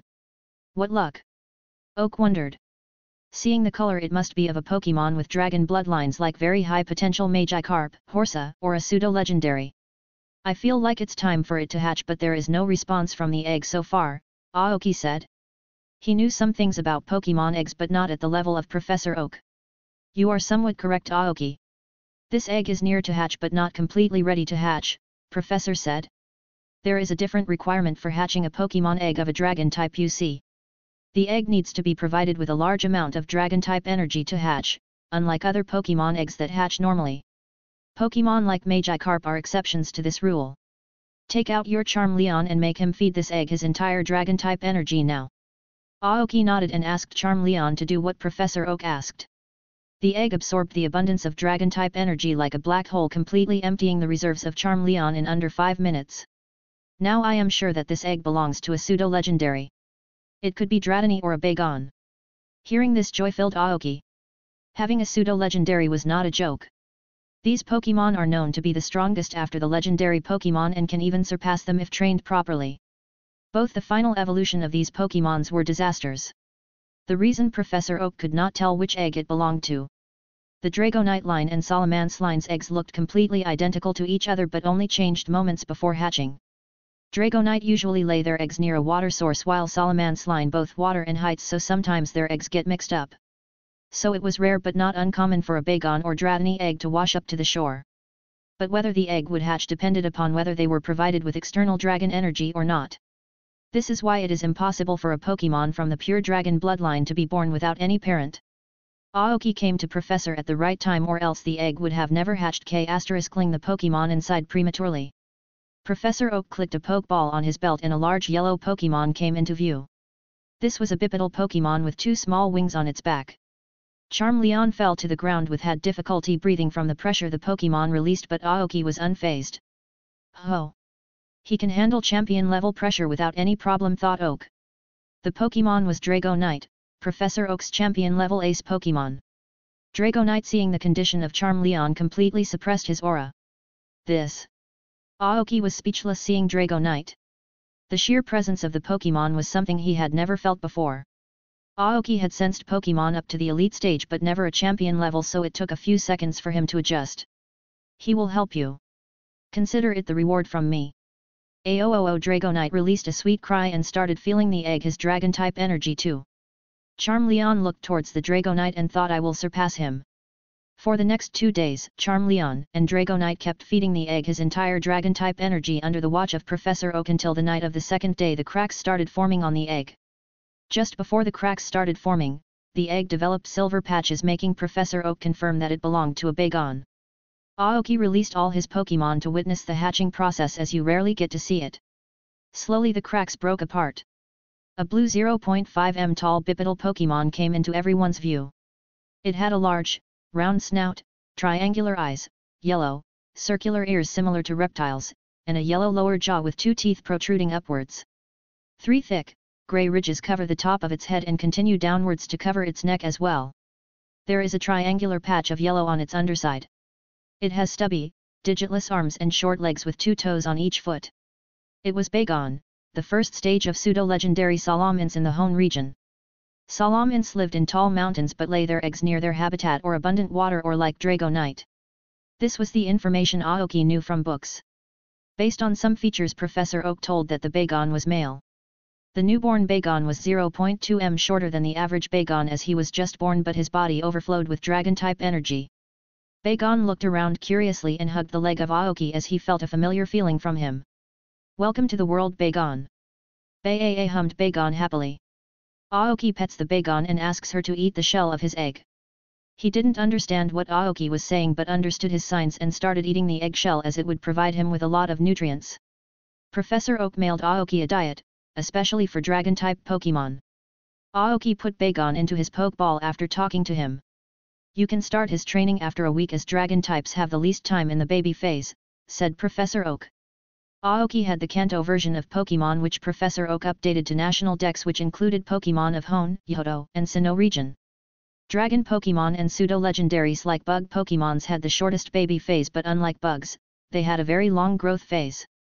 Sometimes it even took around a year to reach the intermediate stage. Aoki bid farewell to Professor Oak and went towards Misty's mansion. After Aoki left, Professor Oak dialed 1 number. I have seen and assessed Aoki Gunhildr properly. He has the potential to become an elite trainer. Be sure to protect his parents. Yes sir, it will be done, came a voice from the other side. Try to investigate the archaeologists that came to research Mount Moon from Hone and try to see if you can find anything suspicious. Yes sir. Oak is someone who believed in destiny quite a lot. The team Aoki gathered so early on was not just coincident but a matter of fate too. From his personal experience, he can say that Aoki is destined to do great things. Charizard, Victreebel, Royal Gene Pidgeot, Nidoking, Salamence, perhaps I am seeing the team of the future Kanto champion. You remind me a lot of Red when he was a kid, people who are born to reach the top. I have high expectations from you, Aoki, don't let me down, Oak muttered. Chapter 38, The Final Days in Cerulean City. On this date, millions of people had their eyes glued to the TV because not 1 but 4 more evolution of Eevee were announced. Eevee was already famous for its 3 evolution, now with 4 more added the popularity soared again. The person who was responsible for the discovery of the new evolution was Professor Gunhildr, who wore a mask to hide his face. He not only gave a detailed explanation of the Eevee line but also the steps to evolve Eevee to the new evolution branches. Back in Orange Town, Aoki's mother was watching the telecast. Isn't that our son? I never expected the weird things he did with our EV to actually work. I remember him rumbling about friendship evolution this and that, but it really happened. It's good to see his hard work bringing results. I was about to send him money forcefully, but seems like it wouldn't be needed now. A smile appeared on her face. Aoki had thought that Professor Oak would be the one announcing the evolutions, but he was made to do it instead the day before yesterday. The building of the Researcher Alliance was a very interesting place. It was a 7-floored building with 3 floors above ground and 4 floors underground. Nobody was allowed inside without an ID or invitation letter from an insider. Every floor was filled with advanced machines which are checked every day to make sure they are working properly. There were even training floors for people to train their Pokemon. He asked around the professors who knew his identity and found out that Professor Oak helped a lot of people conduct experiments for them but never took credit for it. Similar to Professor Oak, there are professors who conduct experiments on behalf of others for free or take money. The people were very welcoming and gave Aoki a short tour of the place. Aoki found that he could buy many resources for his Pokemon there which are not available in the market. Aoki could buy research papers from other professors that were not available to the public or sell his research papers to others. If his theories were approved by the senior professors, they would be sold to the general public. Asterisk. Current time. Outside the forest of Cerulean City, Aoki and his Pokemons were gathered for mock battles. After making his Pokemon learn new moves, Aoki made them fight each other, only using those moves to increase the mastery even further. Every Pokemon got a chance to fight each other except Bagon, as he was just born yesterday. Bagon watched every match while glittering with excitement.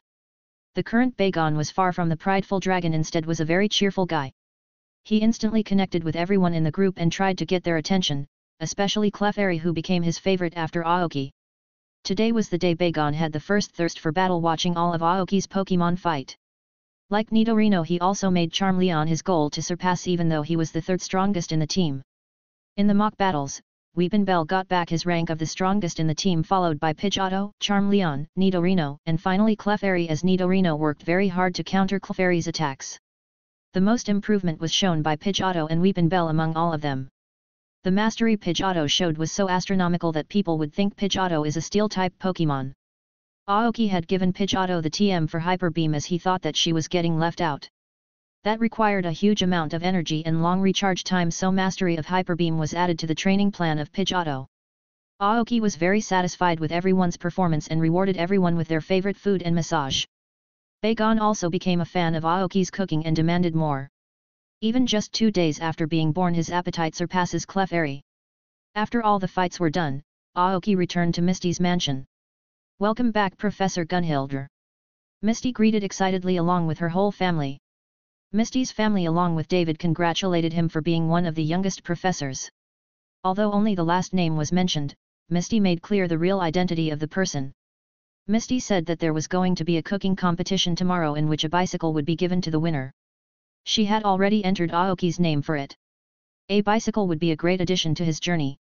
The next day Aoki entered the building where the competition would be held. There were around 60 contestants and 20 judges at the event. Everyone was made to prepare several dishes for different rounds, and as expected Aoki won by making the judges have a foodgasm. He received a foldable and geared bicycle, a trophy, and some cooking recipes. Aoki and Misty decided to leave for Vermilion City after 3 more days, as Aoki wanted his Bagon to grow up a little more. After a few days, Bagon's appetite has surpassed everyone at the party, making everyone amazed by the amount of food he can eat. Aoki restocked all his supplies and bought an advanced poke block machine and new food plates. Aoki bought one more Ultra Ball and shifted all his Pokemons to Ultra Balls for better space. He now had a lot of money, which is going to increase more in the future, so he decided to spend more on his Pokemon. Misty didn't take away the Cascade badge for free but defeated one of her sisters in the battle to earn the badge. After bidding farewell to everyone, Aoki and Misty started their journey to Vermilion City to get the 3rd League badges. "Where are you going, Mom, Dad?" asked Lily to father when she saw him back a bag. "It's been a while since I left Cerulean City. I have decided to meet up with some of my friends," said David as Zenith packed more things. "That's a good idea, have a safe journey. I will inform Daisy and Violet about it." David took out his bike from the garage and started driving towards Peter City. "Orange Town, hey. It gonna take a while to reach there." Somewhere in an underground room. A black-haired middle-aged man could be seen sitting while petting a large Persian. He was Giovanni, the leader of the Team Rocket. The door of his room opened and a green-haired woman wearing the uniform of Team Rocket entered. "This is all the current reports, sir," said the woman. She was Emily, the assistant of Giovanni. "Read out all of them, Emily," said Giovanni. "Yes, sir. First is the investigation of Professor Gunhilder. We could only find 3 people with the last name Gunhilder. 2 of them are famous chefs while the other one is their son that won the Junior Cup a few weeks ago. The trainer is most probably Professor Gunhilder. Any more information on him? His last name is not in the league database, most likely suppressed. No idea about his Pokemon, but he is traveling with the daughter of the Cerulean gym leader and currently had 3 badges. He was in the Cerulean City when the news of the new EV evolution was released," the woman said. "Warn everyone not to make contact with his family. If he really is Professor Gunhilder, his family would be protected first. It's better to avoid him for now, as the old fossil oak might try to promote him. We are in an important phase right now, so it's better to avoid any trouble." "What about the Nate brat? He is requesting another rare Pokemon. Don't give him any new Pokemon until he gathers more credit. Just because his father asked us to take care of him doesn't mean he can do whatever he wants. Read the next report." "Yes, sir, the number of recruits that passed the final assessment is more than last time." "Good, tell them to focus on getting stronger and collecting wild Pokemon rather than attacking people or trainers' Pokemon. The roots in the Yoto region are spreading rapidly, but we are getting a hindrance in the Hone region from regional underground forces. Order the research department to collect samples and start doing the final phase of the experiment. Tell everyone to lessen the focus on Kanto for a while and increase the activities in the Yoto region more." As the man left, Giovanni tapped on the screen on his table which showed the footage of a pink bipedal Pokemon in a tube of chemicals. "Soon, I shall have the influence I need." Author note: since a lot of people were asking, these are the love interests I have decided on for now. 1 Misty. 2 Sabrina. 3 Cynthia. These people are confirmed. I may add 1 or 2 more depending upon which direction the story goes in the future. Chapter 39, What is this place? It's been a week since Aoki and Misty departed from Cerulean City towards Vermilion City. If they continued at the speed they were in, it would take almost 20 days to reach Vermilion City, which they had no problem with. They were taking the longest route by the coastline as that was a path with less forest city. The short path had a lot of complications and chances that their GPS would stop working. Vermilion was the second largest city after Saffron City in the Kanto region due to it having the largest dock for all kinds of ships. The road to Vermilion City was around 50 kilometers from Cerulean City, as they have to take a long route if they don't want to go through Saffron City. Both of them had decided to come to Saffron City after getting the gym badge from Vermilion City. Aoki already had 6 Pokemon, so he was currently not interested in increasing his party size except if he gets a rare Pokemon. Misty had 4 Pokemon and wanted to add 2 more to her team, so they decided to take the route through the coastline to see different kinds of water Pokemon. With the addition of Gyarados and Bagon, their food expenses have increased again. As there were now more mouths to fill, every Pokemon started to learn to help in cooking to make the process much quicker. Misty had successfully learned to make basic dishes that had the required amount of nutrition in those days. A week later, after crossing some small towns and cities, they finally reached the coastal line.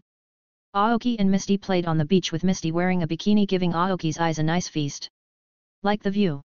said Misty, doing a pose. "Very much." After having some fun with Misty, Aoki began training his Pokemons in the water. Although it was a bit cruel for Chameleon, he had to get used to water if he wanted to grow more. Moreover, Charmeleon was unexpectedly fired up to fight against his fear of water. Aoki had formally started Bagon's training with a calm mind, and energy manipulation. He is still a novice at energy manipulation, so he hasn't started physical training yet, which he plans to start in a few days. One specialty of dragon Pokemons was that they could learn a wide variety of moves. Although dragon-type Pokemon are known as the strongest species of Pokemon, they are not famous as starters due to their very high maintenance. Unless used in some resources like Dragon Fang or corpses of strong dragons, dragon Pokemon grow very slowly. Aoki has plans to find some dragon Pokemon carcass in the black market when his Pokemon is at least master level. His Bagon was very friendly with all his Pokemon and tried fighting everyone as soon as he learned his first attacking move, which was a good point to help him get stronger. A little far from Aoki, Misty was training her Gyarados to fly. If Gyarados have enough control over flying-type energy, they can hover in the air, making them more mobile on land. When the energy control reaches another level, Gyarados can even fly in the air like a flying Pokemon but not as comfortably as them. After training his Pokemon till they can't stand anymore, Aoki continued his journey. There were sightings of Slowpoke around this area, so Misty and Aoki were searching for it as Misty wanted a Slowpoke. Getting Misty a Slowpoke can get Aoki to release another research paper on the evolution of Slowking. These Pokemon had psychic powers which would be a good partner for Misty's Starmie. Aoki assumed that there might be Slowkings and Politoed out there but were hidden from human eyes. Apart from Slowpoke, Aoki was searching for King Rock as they sometimes washed up on the shore. Aoki had already placed an order for a piece of King's Rock from the Researcher Association which would take a few days as it was not available in their stock. Aoki had to reveal his identity as Professor Gunhildr before placing an order, but he was not so worried about leaking his identity as this association maintains maximum privacy. If Aoki had at least 3 Master Rank Pokemon, he would be fine even if his identity was leaked. None of his Pokemon were reaching elite rank soon due to sheer difficulty to reach that level. The light from the crescent moon fell on Aoki and Misty, who were laying by the shore on a mattress. Beside them was a bonfire where all their Pokemon were chatting while eating marshmallows after burning them in the fire. Today the night sky was free of clouds, so all the stars were visible. The winds from the ocean were not too cold too, in short, a perfect night environment. The peaceful moment was broken as they saw a pink Pokemon wash up to the shore while releasing a pained cry. Aoki and Misty went to see the situation and found that it was a young Slowpoke with a large bite mark on his leg and body from where blood flowed. Based on the pattern of the bite mark, it belonged to a Gyarados. It was luck that Slowpoke managed to escape from Gyarados. In one of the hands of the Slowpoke, there was 2 King's Rock that was held tightly. The Slowpoke looked at the 2 humans with a pained expression. "Please help me." A voice rang inside the head of both Aoki and Misty. "Misty, take out our medical box," Aoki ordered. "Clefairy, you know what to do." "Fairy." Misty immediately started disinfecting the wound while Aoki asked Clefairy to use a healing pulse. Aoki left the rest of the work to Misty as she knew more about water Pokemon. Slowpoke lost consciousness during the treatment. The first thing Slowpoke saw after opening his eyes was Misty feeding him while he was laying on her lap. "Thank you humans for saving my life," he said in the heads of both Aoki and Misty. "Unfortunately I have to leave, pardon me." "You are not leaving till your injuries are healed," rebuked Misty. "Forgive me, I cannot stay any longer," said Slowpoke as he tried using teleport to run away, but due to the unhealed injury his psychic energy ran rampant and enveloped both Aoki and Misty. Bam! Aoki's head slammed into the ground. Bam! Misty fell on him, worsening his condition.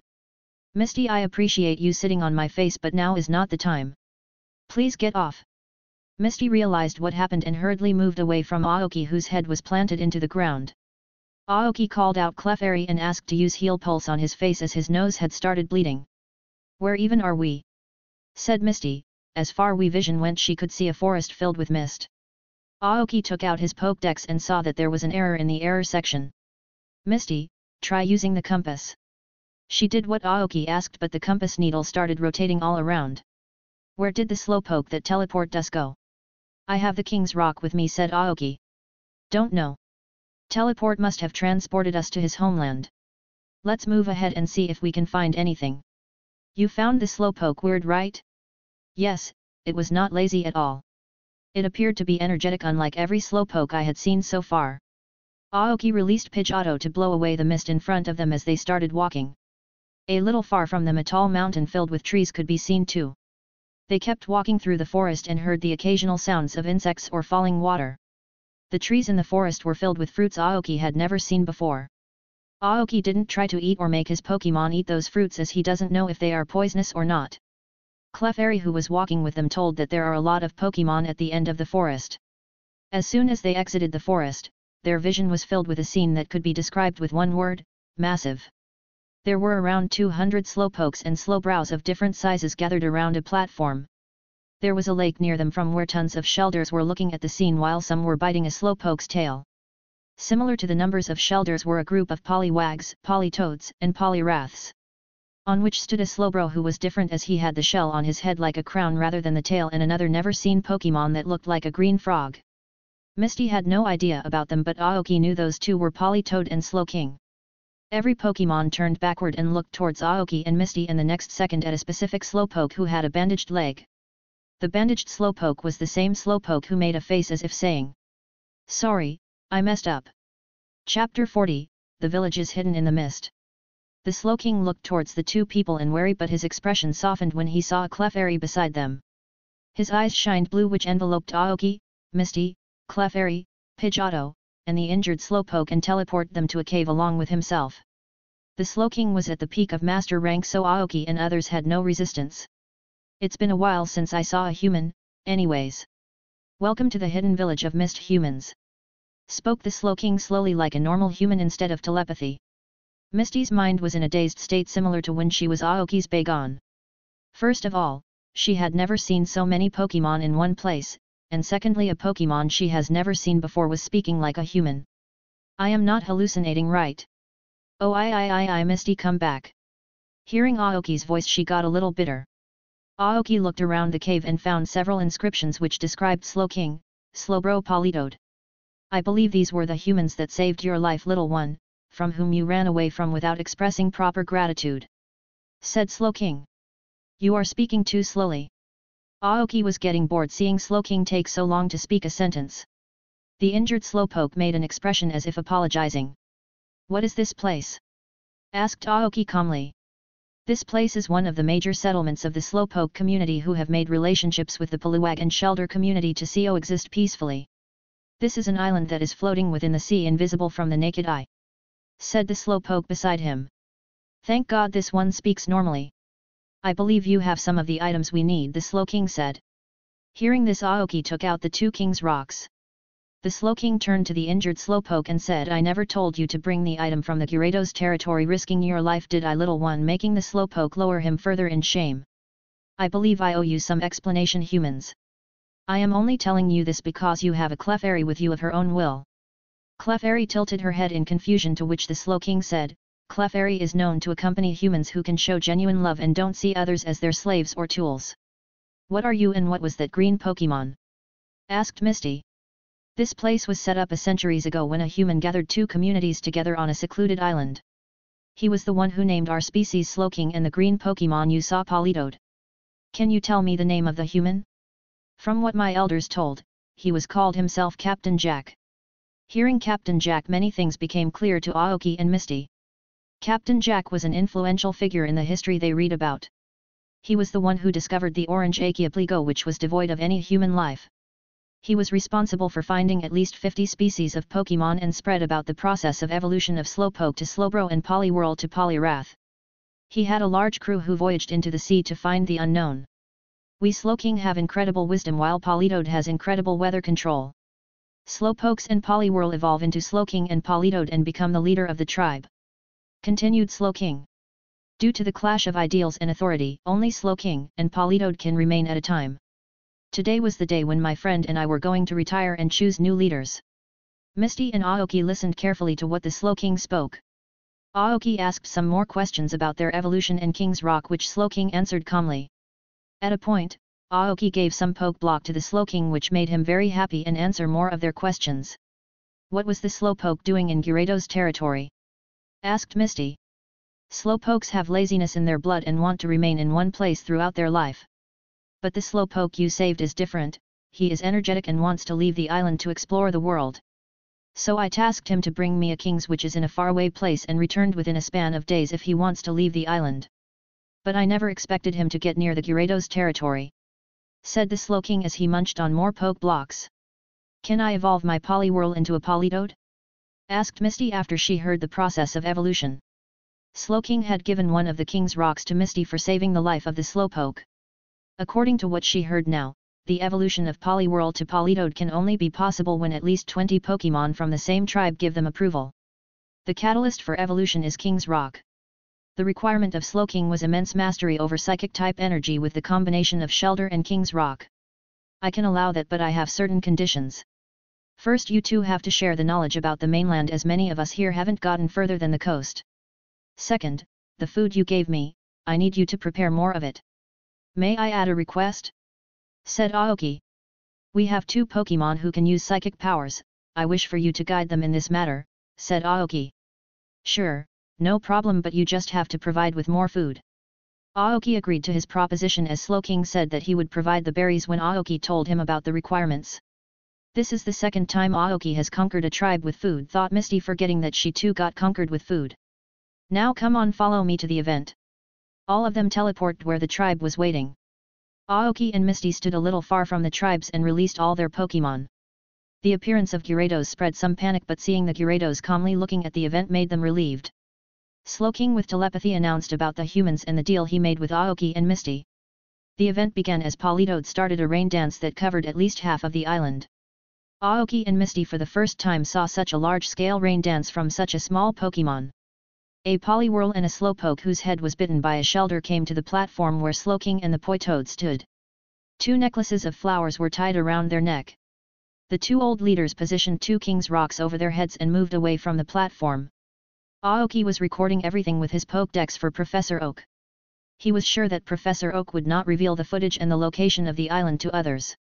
Finally, all the Pokémons gave mental consent and choose the 2 Pokémons as their new leaders. The 2 Pokémon started glowing in a white light along with the rain changing its pattern as if welcoming their arrival. The glow faded and 2 new leaders appeared in front of the tribe. Misty's Poliwhirl had stars in his eyes watching the process of evolution. Misty turned toward Poliwhirl and asked, "Do you want to evolve like him too?" He looked towards Misty as if asking, "I can?" "Yes you can," said Misty. "I am keeping my part of the deal," said the Slowking as Misty's Poliwhirl, who witnessed the scene, got teleported to the platform. The same process was repeated with him, which made Misty's Poliwhirl evolve into a Politoed. Misty's Politoed did a dance which he copied from Clefairy to celebrate his evolution. Thanks for listening.